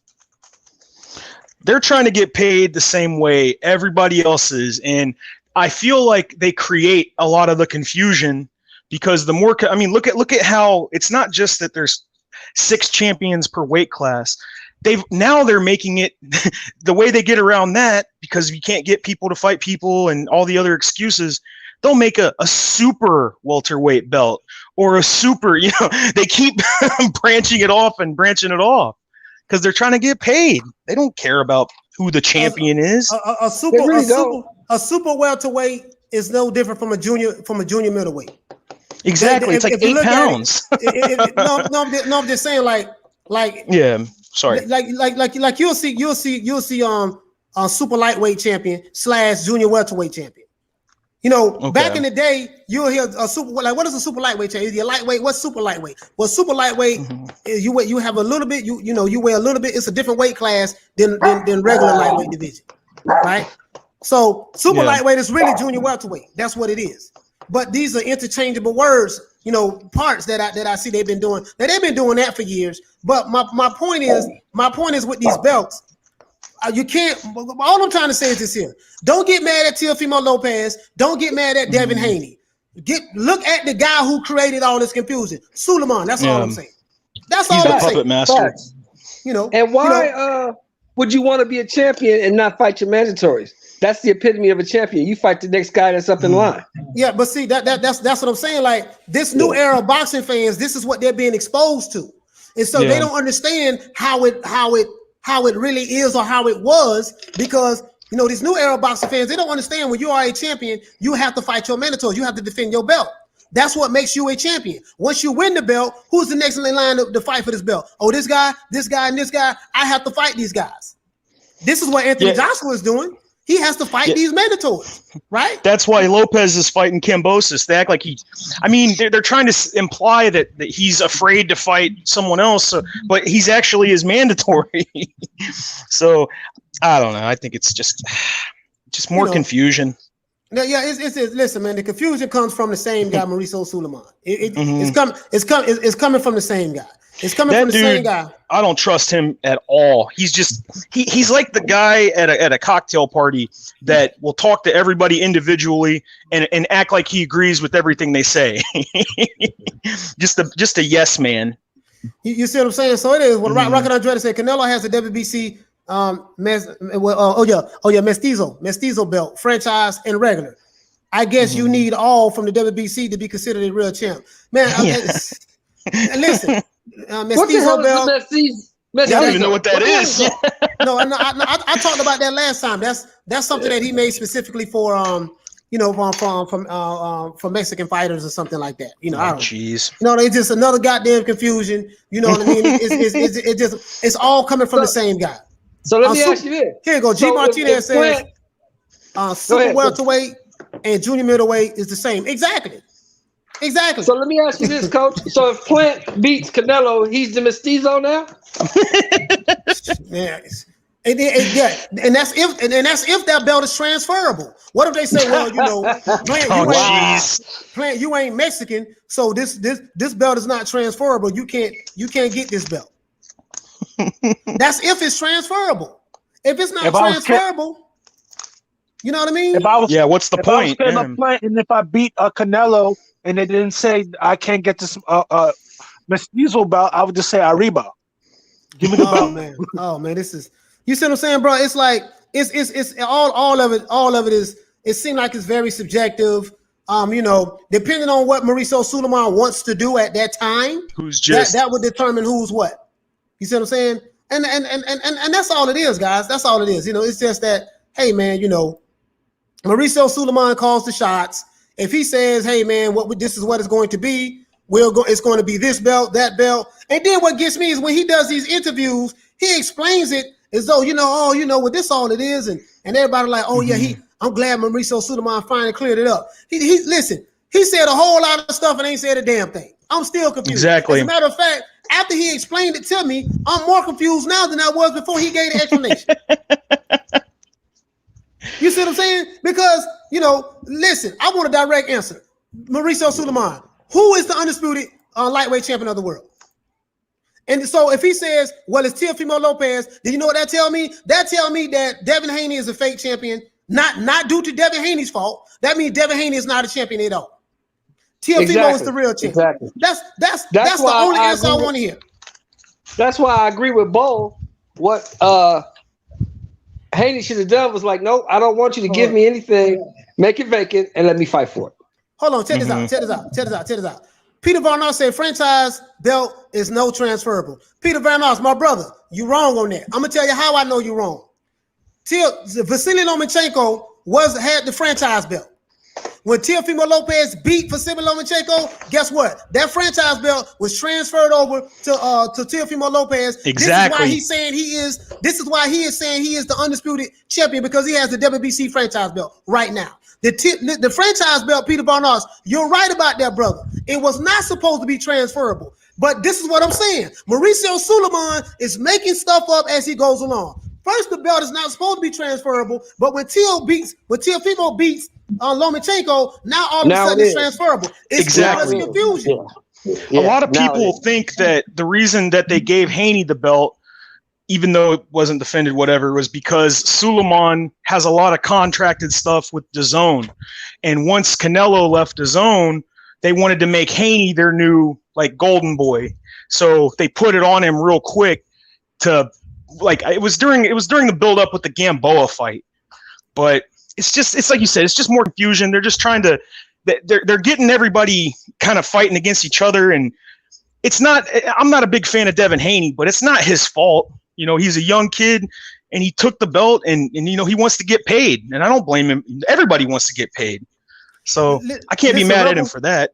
Rebel with the call said franchise belt does not carry mandatories, which is so if you have a belt that doesn't carry a mandatory, that ain't the real belt. Exactly. I can tell that right now. I can tell that right now. We don't even have to read the rest of your comment. If you have a belt and it does not carry mandatories, that is not the belt. Because in the history of boxing, before Suleiman was even born, in the history of boxing, when you have a championship belt, you have to defend that belt against all comers. If you have a belt and you don't have to defend it against anybody, that's not the real belt. That answered my question. And you have to remember, we're talking about the WBC. Does anybody remember Adonis Stevenson? He didn't fight a mandatory for like 10 years. Right. and was open about it. That's why Kovalev. Well, go ahead. Yeah, sorry. No, you're right. I was agreeing with you. You're right. Yeah. It's insane. They've been doing this stuff for so long. They make belts. I mean, they're ridiculous. Right. So basically, what we're saying now is so the franchise belt in the lightweight division. Okay. Let's do this. We don't have a franchise belt in the heavyweight division. Is Tyson Fury the WBC champion? Is he the real WBC champion? Yeah, exactly. Yes, he is. So this guy says, Johnny Blaze says, he said Teofimo. So yeah, basically Haney is a fake champ and he can't complain because he got it off of an email. Okay, he got it off of the email, right? So that means that the belt. So if Haney is the fake champ, then that means that when Lomachenko had that same belt, Lomachenko was never the WBC champion. He was the fake champ as well because the WBC belt don't hold any weight. That's what you're saying. That's what you're saying. You see what I'm saying? And if that's the case, then okay, so be it. If that's the case, so be it. So as it relates to the lightweight division, let's say this. As it relates to the lightweight division, the WBC championship belt holds no weight. It's a fake belt. The only belt that matters in the lightweight division for the WBC is the franchise belt.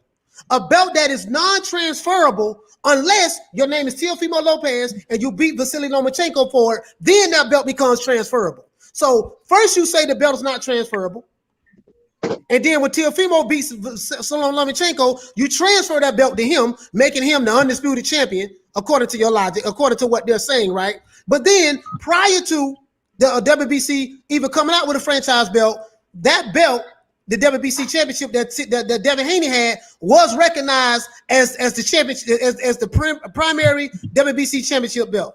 Only when you introduce a different belt to it, now that belt has no value. But when Lomachenko had the belt, that same belt held value. Why does that belt hold value when Lomachenko has it, but then when Devin Haney gets the belt, it don't have any value anymore? Yeah. So that tells me it's subjective. It's whatever Mauricio Suleiman says, it means that's what it is. And it still go back to what I'm saying. The confusion lies with Mauricio Suleiman. That's all I'm saying. Let me get the super chat out the way. Shout out to my main man, Antonio. Hey, coach, are you going to talk about the Wilder interview? I'm gonna be perfectly honest with you, brother. I haven't seen the Wilder interview. I haven't seen it.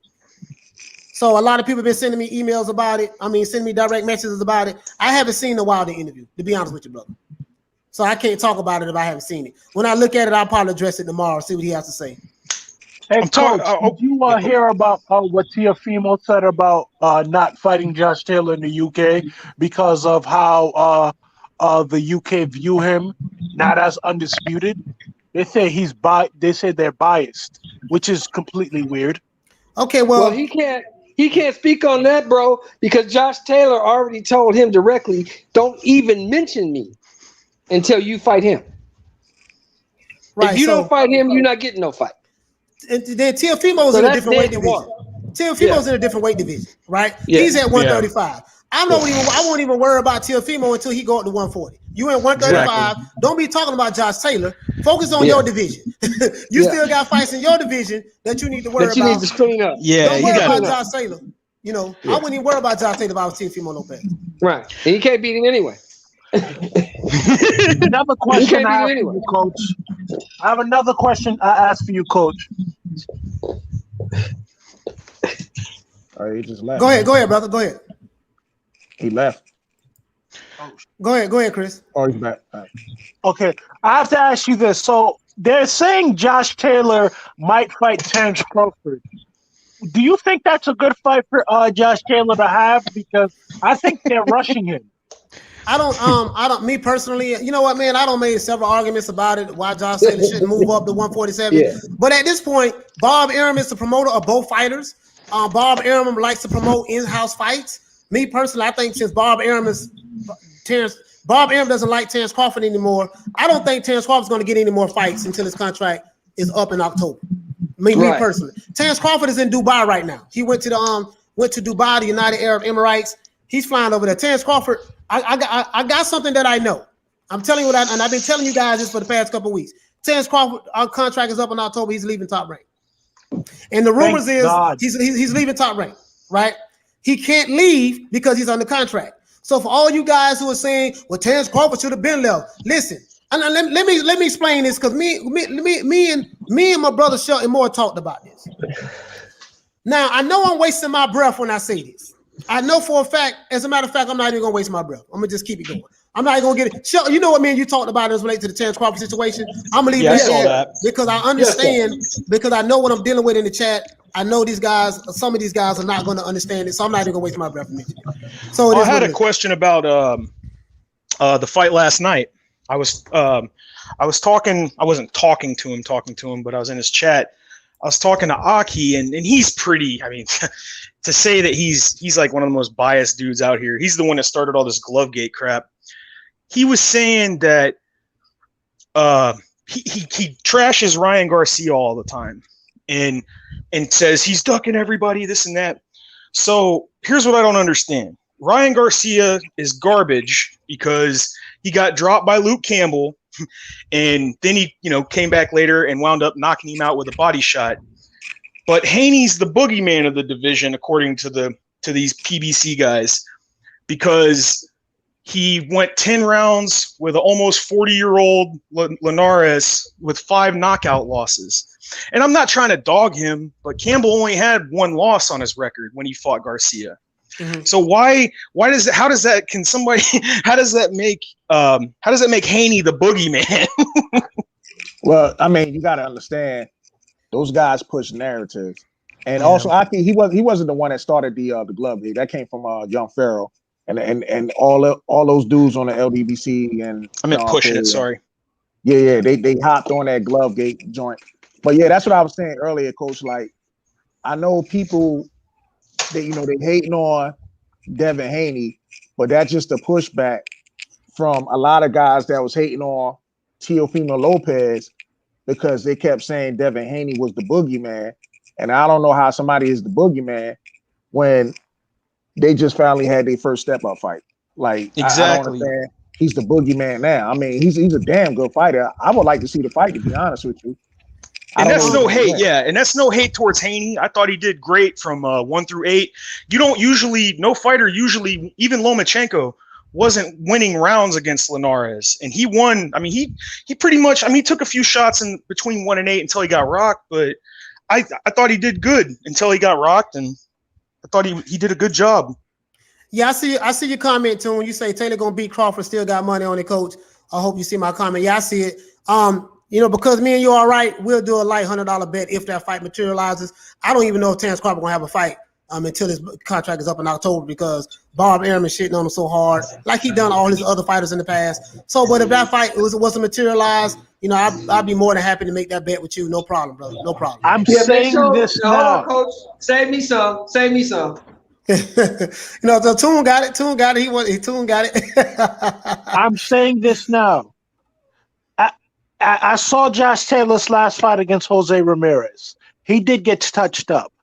If he gets hit with any of those shots that from Terrence Crawford, it's fight over. Exactly. Terrence would beat that man up bad. So Shield Killer says Haney doesn't put shots together. He has a beautiful jab, but that's about it.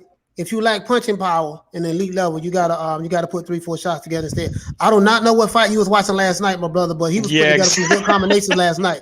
Maybe you're talking about a different Devin Haney. The fight that I saw last night, he was putting together some combinations. You must have been talking about a different fight. It was two fights on, coach. You didn't know that? It was 2 fights on. Yeah. It was Devin Haney and Devin Haney's clone. They was both fighting last night. He hit that man with everything in the kitchen sink, and he couldn't even hurt him. What do you guys think, real quick? I wanted to ask y'all, because y'all, I respect everybody's opinion, but what do you think was keeping Linares? Do you think he was tired? Like, what do you think was keeping him from? Because I thought when he had him hurt, like he's well known for being to really dusting people once he gets him hurt. So what do you think? Because Devin, I mean, yeah, he was grabbing on the whole time, but what do you think was really holding Linares back at the end of the fight? A little bit of age. A little bit of age, and Devin was holding him. And 3 years ago, he might have been able to get out of that clinch, but last night, after the beating he took, because he took a beating. Yeah, he took a beating. He just didn't have it in him, but he stood up. Shouts out to Jose Linares. Jose Linares showed up last night. I don't know. I think Linares sometimes he freezes up. When he dropped Lomachenko, he did the exact same thing. He just let him off the hook. I meant to say that, yeah. He let him right off the hook, and then Loma came back and then stopped him. Yeah, I mean, a lot of times, you know, on the outside looking in, we ask why this fighter didn't do this, why this fighter didn't do that. Especially when we're not in the ring and we're not professional fighters. You don't know what kind of, that fighter could have been tired. Those pillow fists that you guys say that Devin Haney had. Trust me. When you getting hit 1,000 times with punches, it does something to you. You know what I mean? Yeah. If you've never been in the ring and I listen, I had a fight with a Puerto Rican kid, I tell the story all the time, who beat the brakes off of me in sparring. He had pillow fists. But guess what? Those pillows was hitting me so many times that they start to like, man, wait a minute, man, god damn, you know what I mean? Like, just because they pillow fist doesn't mean that I want to continue to get hit with them. Accumulation of shots. Accumulation of shots would do damage to any fighter over a period of time. So when you at home sitting on your couch or watching the fight like I did on my DAZN app, it's easy to sit back and say he should have did this, he should have did that. You know, I didn't want a Monday morning quarterback, and I just thought it was the same thing as the Lomachenko fight, though. He got him where he wanted him, and then he just kind of, I don't want to say he froze, but it could have been a lot of things. It could have been the accumulation of shots, like in MMA, when you learn how to do leg kicks. When you see a dude limping, it's not from the first leg kick. It's from the 15, 16 leg kicks that you hit him with. Right. You know what I mean? So look at the fact that, like you said, Coach, you hit the nail right on the head. This dude been getting beat on all night. If you guys was watching the fight, who was getting muscled and moved around in that fight? It wasn't Devin Haney. Yeah, it wasn't Devin at all. Shield Killer Devin Haney was muscling him, moving him around, pushing him around, and beating on him. Shield Killer said, that for 10 rounds and tell me what you look like. Shield Killer said, y'all smoking. Haney wasn't putting 3-4 points combos together. He wasn't even coming behind the jab with the straight 2. Okay, brother. All right, well, we smoking it. He wasn't following through because Linares goes over shots. Like, he's known for punching right over your punch, and that's how he catches a lot of people, with that short right hand, I'm sorry. And they even mentioned that. Yeah, it's let him talk. He got his own view, and it's obvious, like Coach said, we ain't gonna be able to change his mind. He saw Yeah. Whatever you say, brother. Whatever you say. We gonna keep smoking what we smoking over here, brother. And you're right. Whatever you say, you're right. You got that. Age matter in lightweight. 35 to 36 lightweight is equal to heavyweight being 43-ish. Linares also got a lot of miles on him, so mileage is equal. Yeah. I see what you're saying. You know what I mean? So, you know, it is what it is, man. You know, to me, I enjoyed the fight a lot. I'm not gonna lie, I really enjoyed it. It was a damn good fight. Great fight, yeah. It was a damn good fight. And You know, so again, I don't have a dog in the race, but that was a damn good fight in my opinion. I would love to see Devin Haney fight. I would love to see Devin Haney. Well, you know what? I would love to see these other fighters stop talking and step up and fight each other. You know, I would love to see these other fighters fight each other. That's all I'm saying. Right. Because Haney too.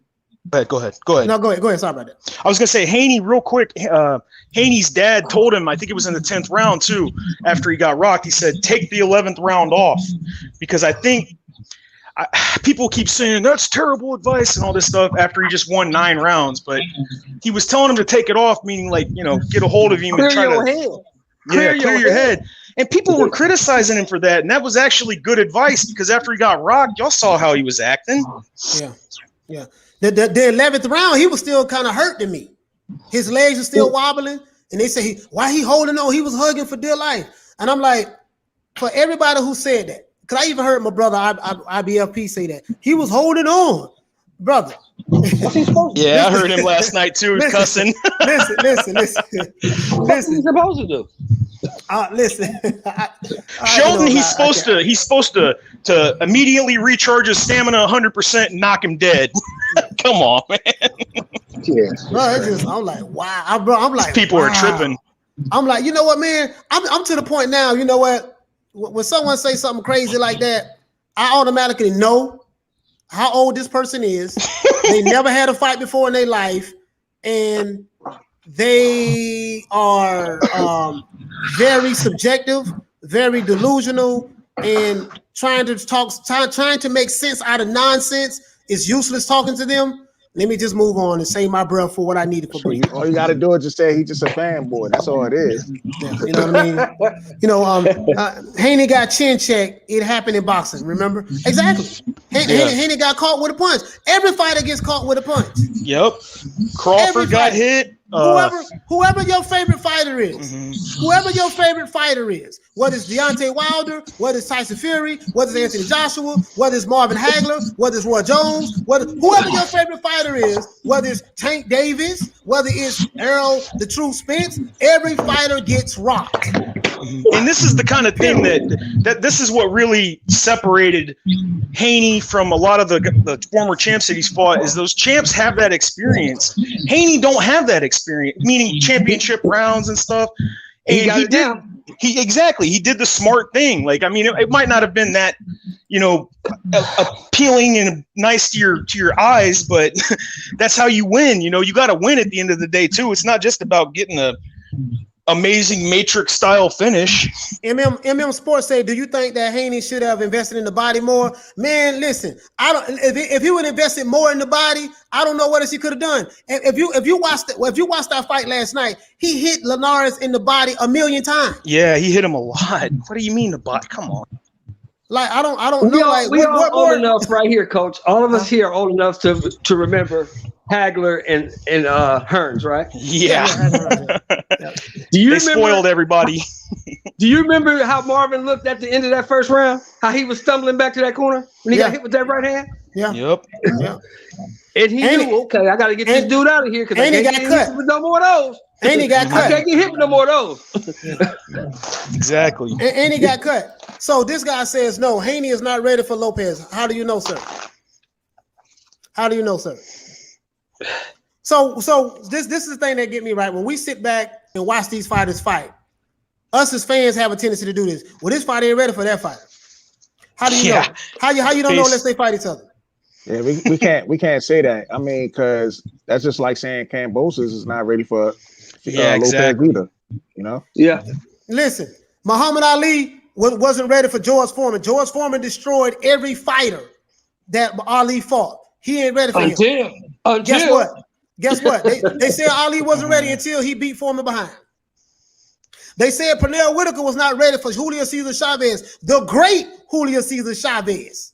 He wasn't ready for him until he got in the ring with him and beat him for 12 rounds.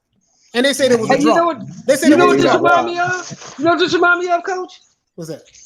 Oh, see, I told you Ali ain't ready for listening. Look how Henry Cooper knocked him down. Yep. Yeah, absolutely. Coach, I gotta ask you a question. Go ahead.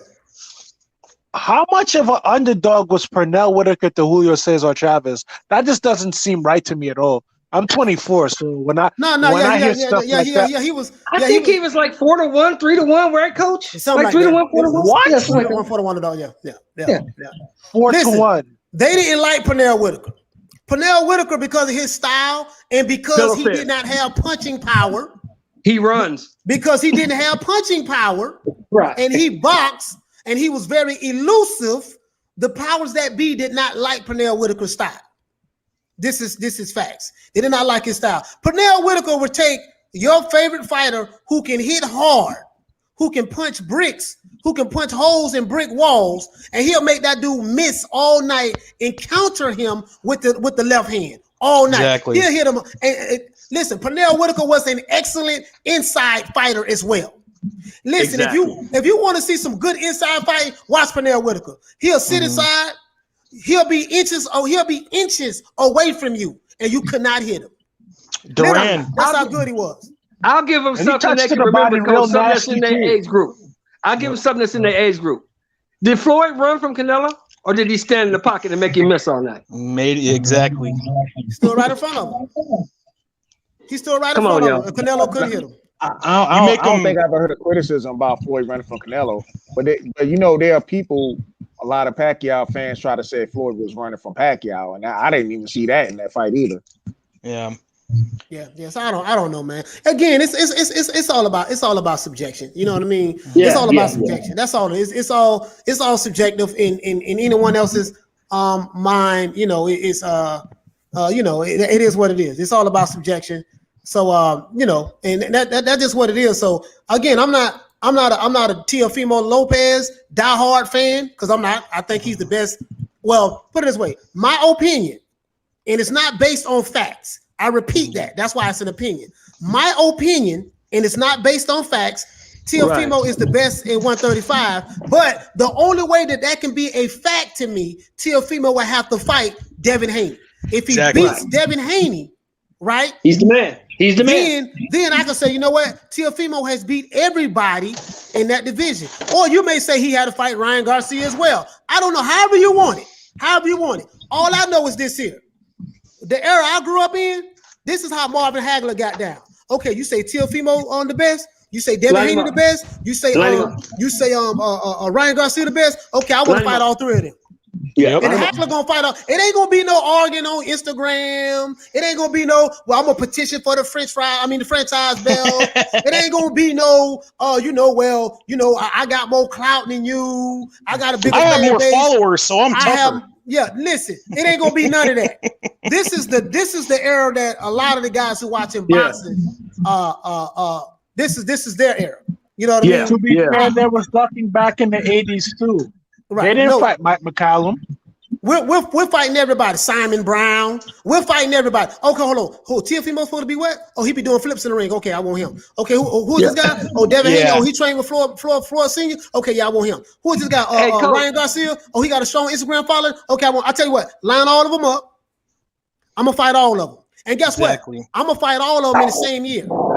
We ain't gonna wait. Coach, we're not gonna wait. Wasn't the post fights so much easier back then? Marvin, what's next for you? Oh, they got a guy who's number one. That's the next guy. Right. Exactly. And they got a guy who's number one. That's the next guy. See you in 3 months, y'all. And this is the thing. This is the thing. They didn't fight once a year or twice a year. Hagler said, "Okay, listen. I'm gonna fight Teofimo in March.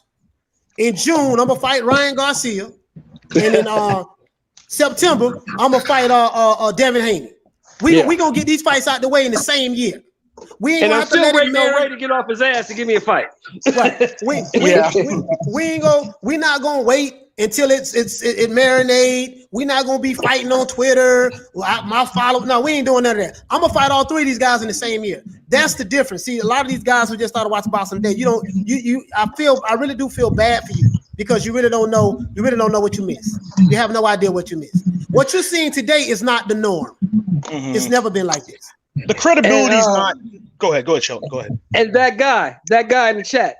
Yes, Mean Machine stops Danny Garcia. I don't. Yeah, I would love to see that fight, but it is what it is. You know what I mean? It is what it is. I would love to see that fight. That would be a hell of a fight. Yeah, that'd be a hell of a fight. You know what I mean? But there's this civil war going on with PBC and Top Rank, so it is what it is, man. I mean, I don't know. I don't know. You know what I mean? All I'm saying is shots like Bowles say. It's shots firing on both sides. Whether you team TO or whether you team PBC or whether you team Devin Haney or whatever. You know what I mean? Me, I don't care nothing about the teams or the sides. I care about the sport of boxing. I love the sport of boxing more than I love Teofimo Lopez because if Teofimo retire right now today, guess what? It's going to be somebody that's going to step up and take his place. Exactly. I was going to say real quick, I don't know how much people put any weight into this because they all say they're going to knock this dude out and knock that dude out. But something I noticed about Teofimo is that when his dad says, this is who we want next or this is what we want to do next, that's when Teo usually – they're both on the same page is what I'm trying to say. Like when they say we're going to fight this dude next, we're going to do that dude next.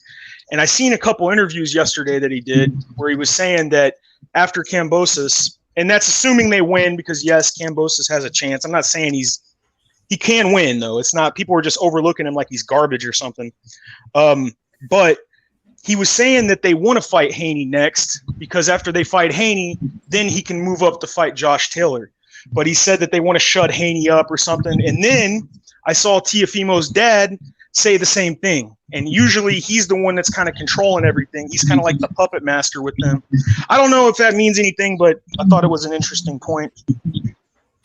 Yeah, I don't know, man. And Nearly Fuller said Devin needs to lose some muscle mass and loosen up those muscles to generate the power, like Dante, in my opinion. Okay. Who's sitting down on his punches, man? This is what killed me about people. He was sitting down on those. He wasn't just throwing. I don't think. I get exactly what you're saying, but I just don't think that he just don't have the power like that. And then you're not going to knock everybody out too as well. You know what I mean? He was sitting on his punches. Muscle bound. Right.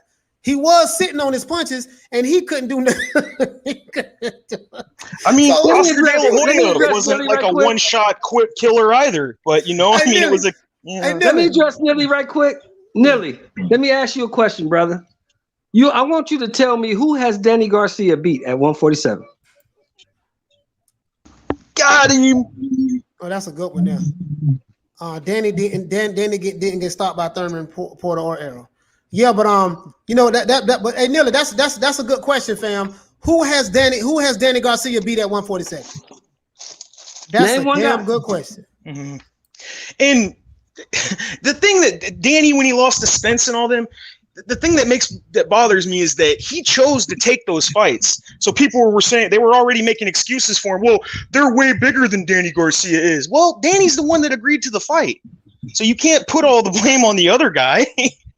So you gonna come back with Granados and old Robert the Ghost Guerrero who came up from 130. Wow. Come on, man. Listen, he's reaching. Listen, he's reaching. My brother, some guy would say Guerrero. Yeah, you're right. That's who he fought. That's who he fought, my brother. He fought Guerrero and Robert the Ghost, and that's it. Who else? Like he beat Danny Garcia didn't even beat Mauricio Guerrero. Right. Yeah, and not on top of that, he fought a dude that wasn't even ranked. Oh yeah, he beat Brandon Rios too. He beat Brandon Rios too. So. I say again, because maybe you missed it. A guy who came up from 130. Mm-hmm. So that's why they call him. I'm not hating, but that's why they call him Danny Cherry Garcia. He beat Lamar Peterson. Right. He beat. No, we talking about at 147 though. At 147, at 147 pounds, has Danny Garcia beat any of the top guys? He lost to Keith Thurman, he lost to Sean Porter, and he lost to Errol Spence. Those are the top guys. He hasn't fought Terrence Crawford. So who has Danny Garcia fought? Who has Danny Garcia beaten out of the top guys in 147? He hasn't beaten any of them. That makes him a Hall of Fame fighter that they say he is. These are the same. Now, the reason why I say this is because of this. They'll say that, hey, listen, this guy over here hasn't fought anybody at 147, or he hasn't beat any of these guys at 147. Well, the only way you're going to fight them, they have to get in the ring with you. That's one. And the only way you're going to have an opportunity to beat them, they're going to have to get in the ring with you. So if one fighter has the opportunity to get fights because all of these other fighters are all with one company and the other fighter is with another company and he can't get these fights because the other company will not allow their fighters to go on the other side of the street to fight this guy, you can't blame the guy. So you can only fight who they put in front of you. So Danny Garcia, every time he stepped in the ring with Spence, Thurman, or Porter, which everybody recognizes these guys are three of the top guys in the welterweight division. Whether you like Crawford or not, he's one of the top guys as well. He lost to all of the top guys outside of Crawford because he hasn't fought Crawford. That's the whole point. That's the whole point. We saying they take turns whooping Danny Garcia's ass. Yeah, they take turns beating Danny Garcia. Listen, if you want to get a win, fight Danny Garcia at 147. You'll beat him all day. Now, if you somebody like Robert the Ghost Guerrero, the Ghost is a C-class fighter. Yeah. Brandon Rios is a C-class fighter. And Tune out here bringing up Matisse, brother. That was at 140, big dog. Or yeah, Matisse moved up. Yeah, Matisse moved up. Yeah, so come on, man. Yeah, Matisse he beat Matisse at 140, but at 147, he hasn't beaten anybody at 147. You know what I mean? Danny Garcia. I mean, he's now his best days is at 140, but at 147, you can't even make an argument for him who he beat. But he's a Hall of Fame fighter, coach. Yeah, no. Nearly Fuller say I was messing around bringing up Guerrero. Hey, Nearly, I knew you were joking about Guerrero. I knew you were joking about that. Robert the Ghost. Robert the Ghost is terrible. Remember, Linares dropped Loma, but Tio, with the so-called power, couldn't even drop Loma. Yeah, but yeah, I mean exactly. But you can't hit. But that's the thing. Haney, look, man. Haney is fast and he's very technical, and he's got really good movement. And you can have all the power in the world, but if you can't touch somebody with it, then it doesn't matter. Southside Boston, what's going on, fam? Savage native says, who's T. Crawford fighting next? Brother, I have no idea. I doubt if Crawford has another fight. I have no idea. All I can tell you, my brother, is Terrence Crawford contract is up. He's right now. He's in either Dubai. I think he's in Dubai right now. He flew. I watched his Instagram. He sent a little message. He's in Dubai right now. He's over there. Terrence Crawford got some big news coming up. That's all I can tell you guys. He got something real big coming up, and it don't have nothing to do with Top Rank. His contract is up in October. Whether Top Rank gives him another fight between now and October, we don't know. Right. We don't know. But at this point, the ship has sailed. It is what it is. And then Bob Arum has a history of doing this as well. Bob Arum has a history of, if you look at historically, and a lot of you guys who just started watching boxing, you don't know this. But historically, Bob Arum has always talked down on his fighters when they're in the process of leaving. He did it to Floyd Mayweather. He did it to Oscar De La Hoya. He did it to Manny Pacquiao. Yep. He did it to Mikey Garcia, and he's now doing it to Errol Spence. Not Errol Spence. He even did that to Miguel Cotto too. And he did it to Miguel Cotto as well.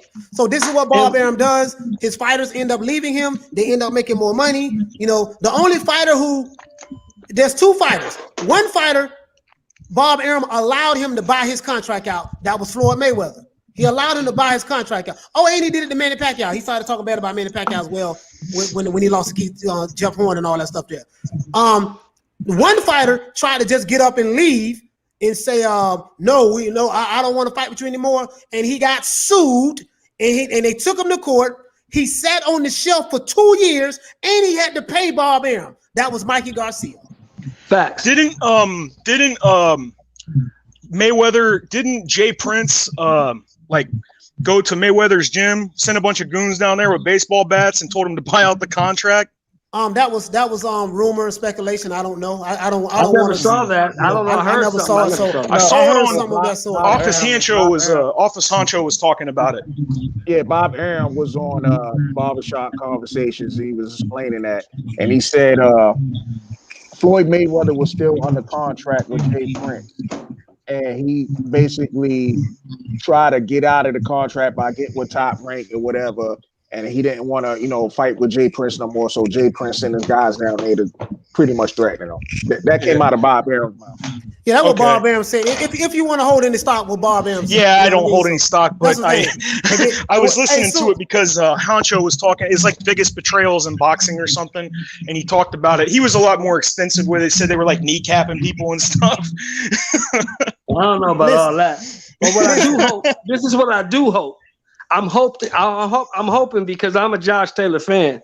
Please don't feed that man to Terrence Crawford. Oh man, he's not gonna. If they want to make money off of him, they're not gonna do that. Don't do that. Yeah, but I will say this. Nearly Fuller said the same thing. Andre Ward also set out the contract too. It was with Duval. It was with Duval Promotion. It wasn't with Top Rank.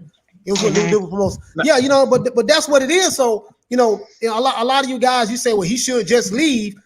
You guys don't understand when you have a contract. Put it this way: forget boxing.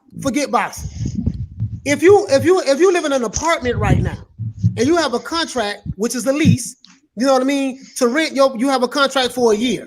You just can't up and leave out of that apartment complex without paying any kind of damages. Now you can up and leave, but guess what? They're gonna sue you. They're gonna sue you for the rest of what they owe, what you owe, and they're gonna mess your credit up. Yeah, it ain't like Rent-A-Center. Like they'll try to come back and get their TV, and you can hide it and stuff, and you might get away with it, but they're still gonna hit your credit.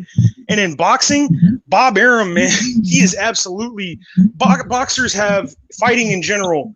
There's a very finite amount of time you have, and every time you lose, you have to wait. You lose money. I mean, so that's why Bob Arum does what he does. He does that thinking, oh, they're gonna eventually do what I want, and in reality, he'll make you sit and wait because he ain't got nothing but time. He don't have to get punched in the face for a living. Right. You know what I mean? So it is what it is as it relates to that, man. You know what I mean? So I mean, let me ask y'all this. Let me ask y'all this, Coach. We got a fight coming up that you're gonna be attending on the 19th, right? Right. This Teofimo. What happens? Teofimo and Cambosos. What happens if Triller doesn't buy out T.O.'s contract and he got to go back to Uncle Bob? He got to go back to Uncle Bob. He's still on the contract for 3 years. Yeah, and Bob Arum won't get a percentage of his purse on this fight with Triller. Yep. So, I mean, because he's on the contract for like, what, 3 years, something like that? 3 more years. We know Bob is vindictive. Right, yep. Right. Bob is making sure T.O. This has to be successful for him because if it's not, he's gonna bury him. Well, my thing is this though. Bob, time is ticking. I'm not wishing nothing bad on the man, but it is what it is. I mean, he only got but so many years left to go, so you never know. Right, you never know. But another thing too is this here. I will say this: Crawford's next situation after he leave Top Rank, it won't be in a situation that he was Top Rank. This is what I have to say. I gotta say this because Toon asked me to address it. If you Bo, let me ask you a question. And this is for the panel. Prior to Terrence Crawford re-signing his contract with Bob Arum in the 147 division, what issues did Terrence Crawford ever have with Bob Arum? None. There was no issues, right? Nah. Okay, so Terrence Crawford was able to become a champion at 135. We know he beat Ricky Burns, right? Mm-hmm. When he moved up to 140, his promoter, Bob Arum, said, hey, listen, I'm going to get you all of the fights you need to become undisputed at 140. He did that, right? So up until him re-signing the contract with Bob Arum said, hey, listen, I'm going to make sure you get paid a guaranteed contract of $4.2 or $4.5 million a fight, right? This is what Terrence Crawford is getting paid. I don't know which one it is, 4.2 or 4.5 or somewhere in between that, but I know it's 4 point something, right? So if I have a good track record with Bold has delivered for me at 135. Bold has delivered for me at 140. If Bold tell me, hey man, coach, check this out, man. I deliver for you at 135. I deliver for you at 140. I'm gonna make sure I get you all of those big fights at 147, just like I did at 140. Because of the track record that me and you have together, I'm going to re-sign with you. Right? Now, all of these people from the Alphabet Boy community saying he was a fool for signing. He was a fool for re-signing with Bob Arum. Why he was a fool for re-signing with Bob Arum when he became undisputed with Bob Arum? He had no issues with Bob Arum prior to the welterweight division. Now, when he re-signed the contract, Bo wanted to flip the script and say, "Oh man, I don't believe in you anymore. I don't lost all this money." But listen, Bo, you told me that you're gonna get me this fight with Crawford, no, with Spence. You said you're gonna get me this fight with Thurman. You said you're gonna get me these fights. Now, this same promoter who I dealt with, which is Bo, flipped the script, and he ain't giving me none of the fights that I wanted. Now it's easy for me to sit back and say now what I shouldn't have done is good, what he should have, would have, could have did when he never had any issues with this guy. Am I making sense right now? No, yeah, and you got to understand too. They were going to give him the fights he wanted if he took peanuts for it. Can I interject? I think it's this though. My thing is the fact that he was getting all those fights. It just when it came to 147, those guys at the PBC, which they got the majority of the fighters, didn't want to fight Bud. And Bob Arum at the beginning was trying to push for those fights. Like when Terrence Crawford first approached Errol Spence, and he told Errol Spence, he said the smartest thing you could do is stay away from Terrence Crawford. But then you realize all these dudes are staying away from Terrence Crawford. So exactly. Terrence Crawford got frustrated, and then you see these guys on YouTube making videos, going at Terrence Crawford. So then Bob Arum, he hears all that too, because Bob Arum was always talking to these Alphabet Boys channels and whatnot. Yeah. So he hears all that nonsense going back and forth. So that's going to create an animosity between him and Terrence Bud Crawford. Right. When we all know, fellas, we all been watching this shit for a long time. We all know if nobody else knows, the fighters know. Coach said this last week, and I don't know, Bo, if you remember, because we was all talking about it at the same time. The big badass in the welterweight division, Sean Porter, supposed to be the toughest guy out there, right? He was Terrence Crawford's mandatory for an entire year. 1 whole year. And never made the fight. This is why I didn't want to bring this up. He said Arum never got Crawford a big fight. He's my favorite fighter, but he knew what he was getting himself into when he resigned. Let me explain this to you again, brother. You know what? I'm not going to explain it again. I'm not.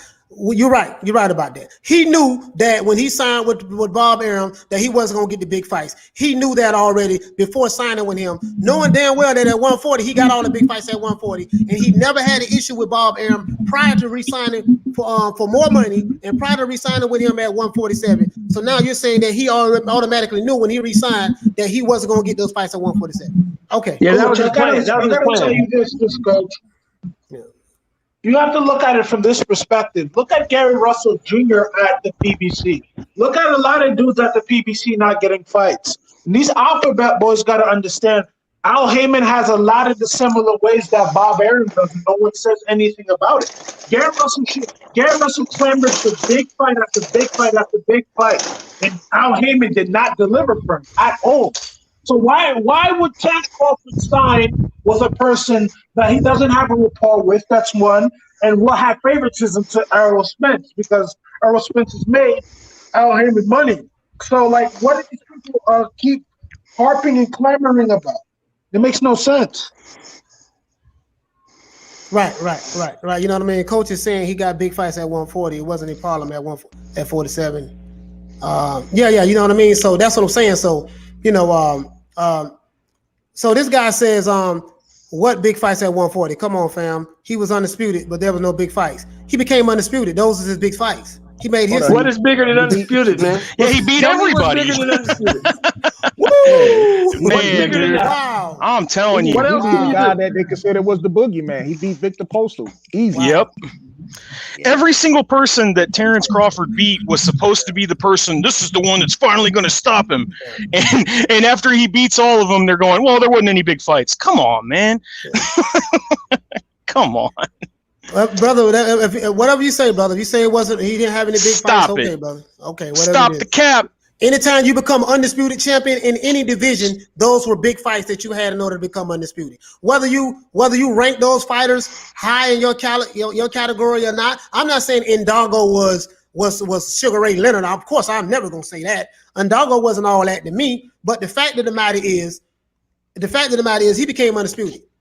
He won all the belts, and at 147, he can't get it. You know what I mean? So it is what it is. It is what it is, man. That's all I'm saying. But well, and I was gonna say real quick, Shelton. If you're kind of like a casual boxing fan, I said this stuff like a couple weeks ago, a week ago, and Shelton kind of schooled me on it. But if you're kind of a casual boxing fan, because we were talking about when Crawford Spence, and I said, well, wait a minute, because Spence has more belts, so he's the A side, like he's the one that should be getting the lion's share of the money and all this stuff. And then Shelton, of course, said, wait a minute, Spence, Crawford, Spence does 50-50 fights all the time, and he kind of explained it. So if you don't really know the sport that well, or at least know the fighters, of course it looks, and you're not going to be objective, of course it looks like Spence should always be the A side. But I heard in the Pacquiao fight, he's taking like 30% or something. Yeah. I mean, I don't know, man. Yeah, because man, see, here's the thing: the big three in boxing right now are Anthony Joshua, Canelo Alvarez, and Manny Pacquiao. That's where you gonna make your most money, fighting those guys. And nobody at 147 can pick Manny Pacquiao.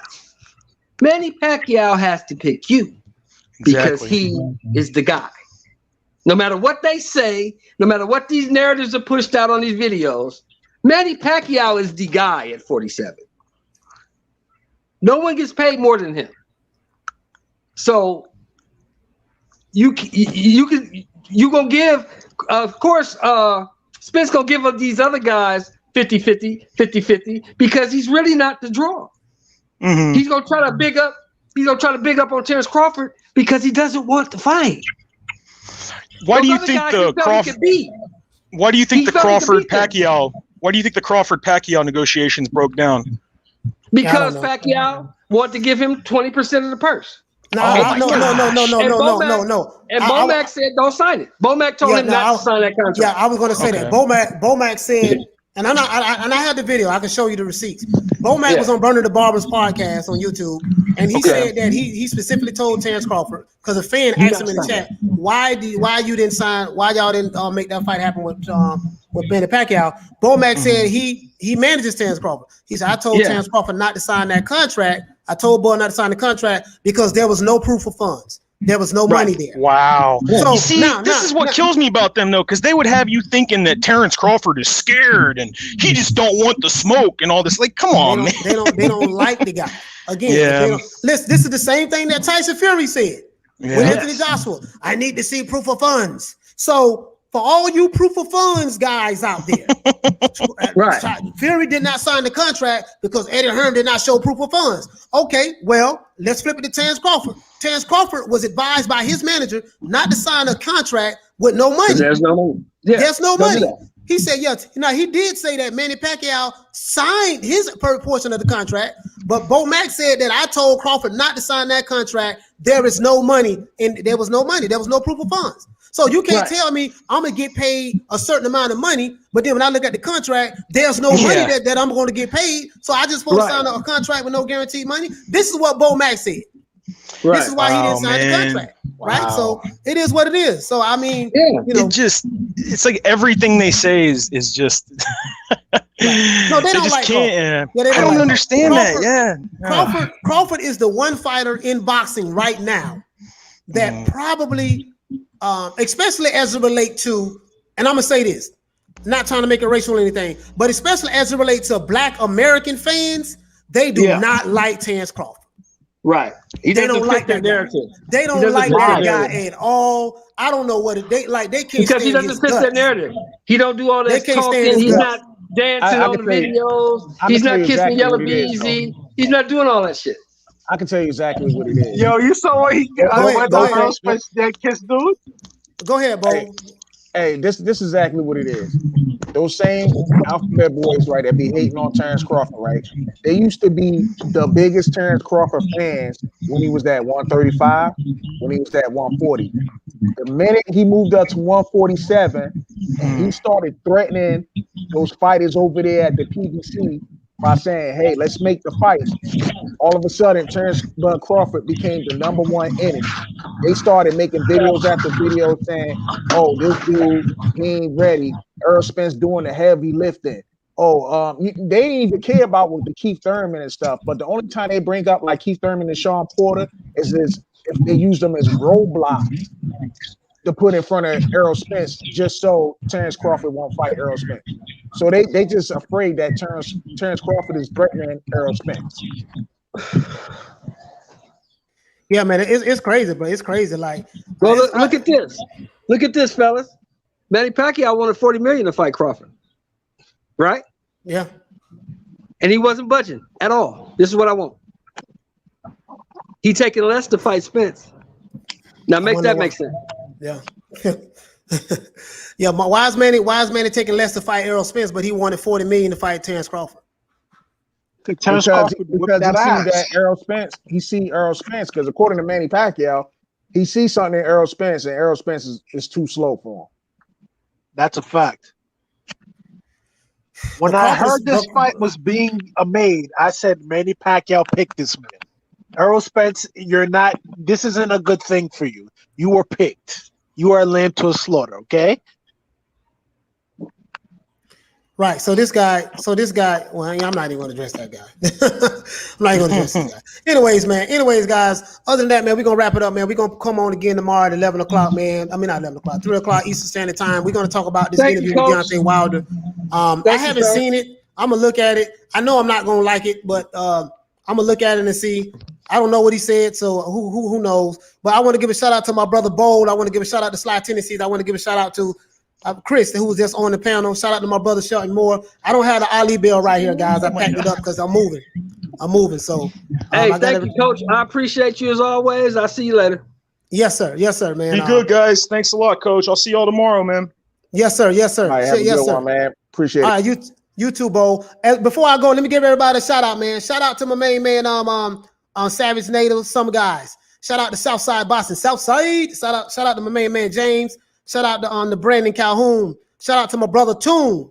Shout out to Daniel. Shout out to Halim, my brother Halim. Shout out to Johnny Blaze. Shout out to my brother Nilly Fuller Jr., man. Nilly, man, I be missing you, bro. I be missing you, fam. And I know you've been busy and working and stuff, man, but I be missing you, fam. Shout out to my brother Nilly Fuller, man. Shout out to the Blood Boxing, Retro Boxing as well. Shout out to Bobby Smitty. Shout out to my brother Bold, who was just on. Shout out to the Sly Tennessee. Shout out to Chris, and shout out to my brother Shelton Moore once again. Shout out to Eddie Val. Shout out to Derek Moorhead. Shout out to Bobby Smitty. Shout out to Walter Johnson. Shout out to James. Shout out to who else we have? I got Southside Boxing already. Shout out to Peter Barnard, my brother. Shout out to Bobby Smitty. Who else we have? Shout out to Oscar De La Boya. Shout out to G Martinez. Shout out to Shield Killer. Shout out to Wizard Sleeve. Shout out to Walter Johnson. Who else we have? I think I got everybody because a lot of people left already. Shout out to Johnny Blaze. Shout out to and somebody I'm missing.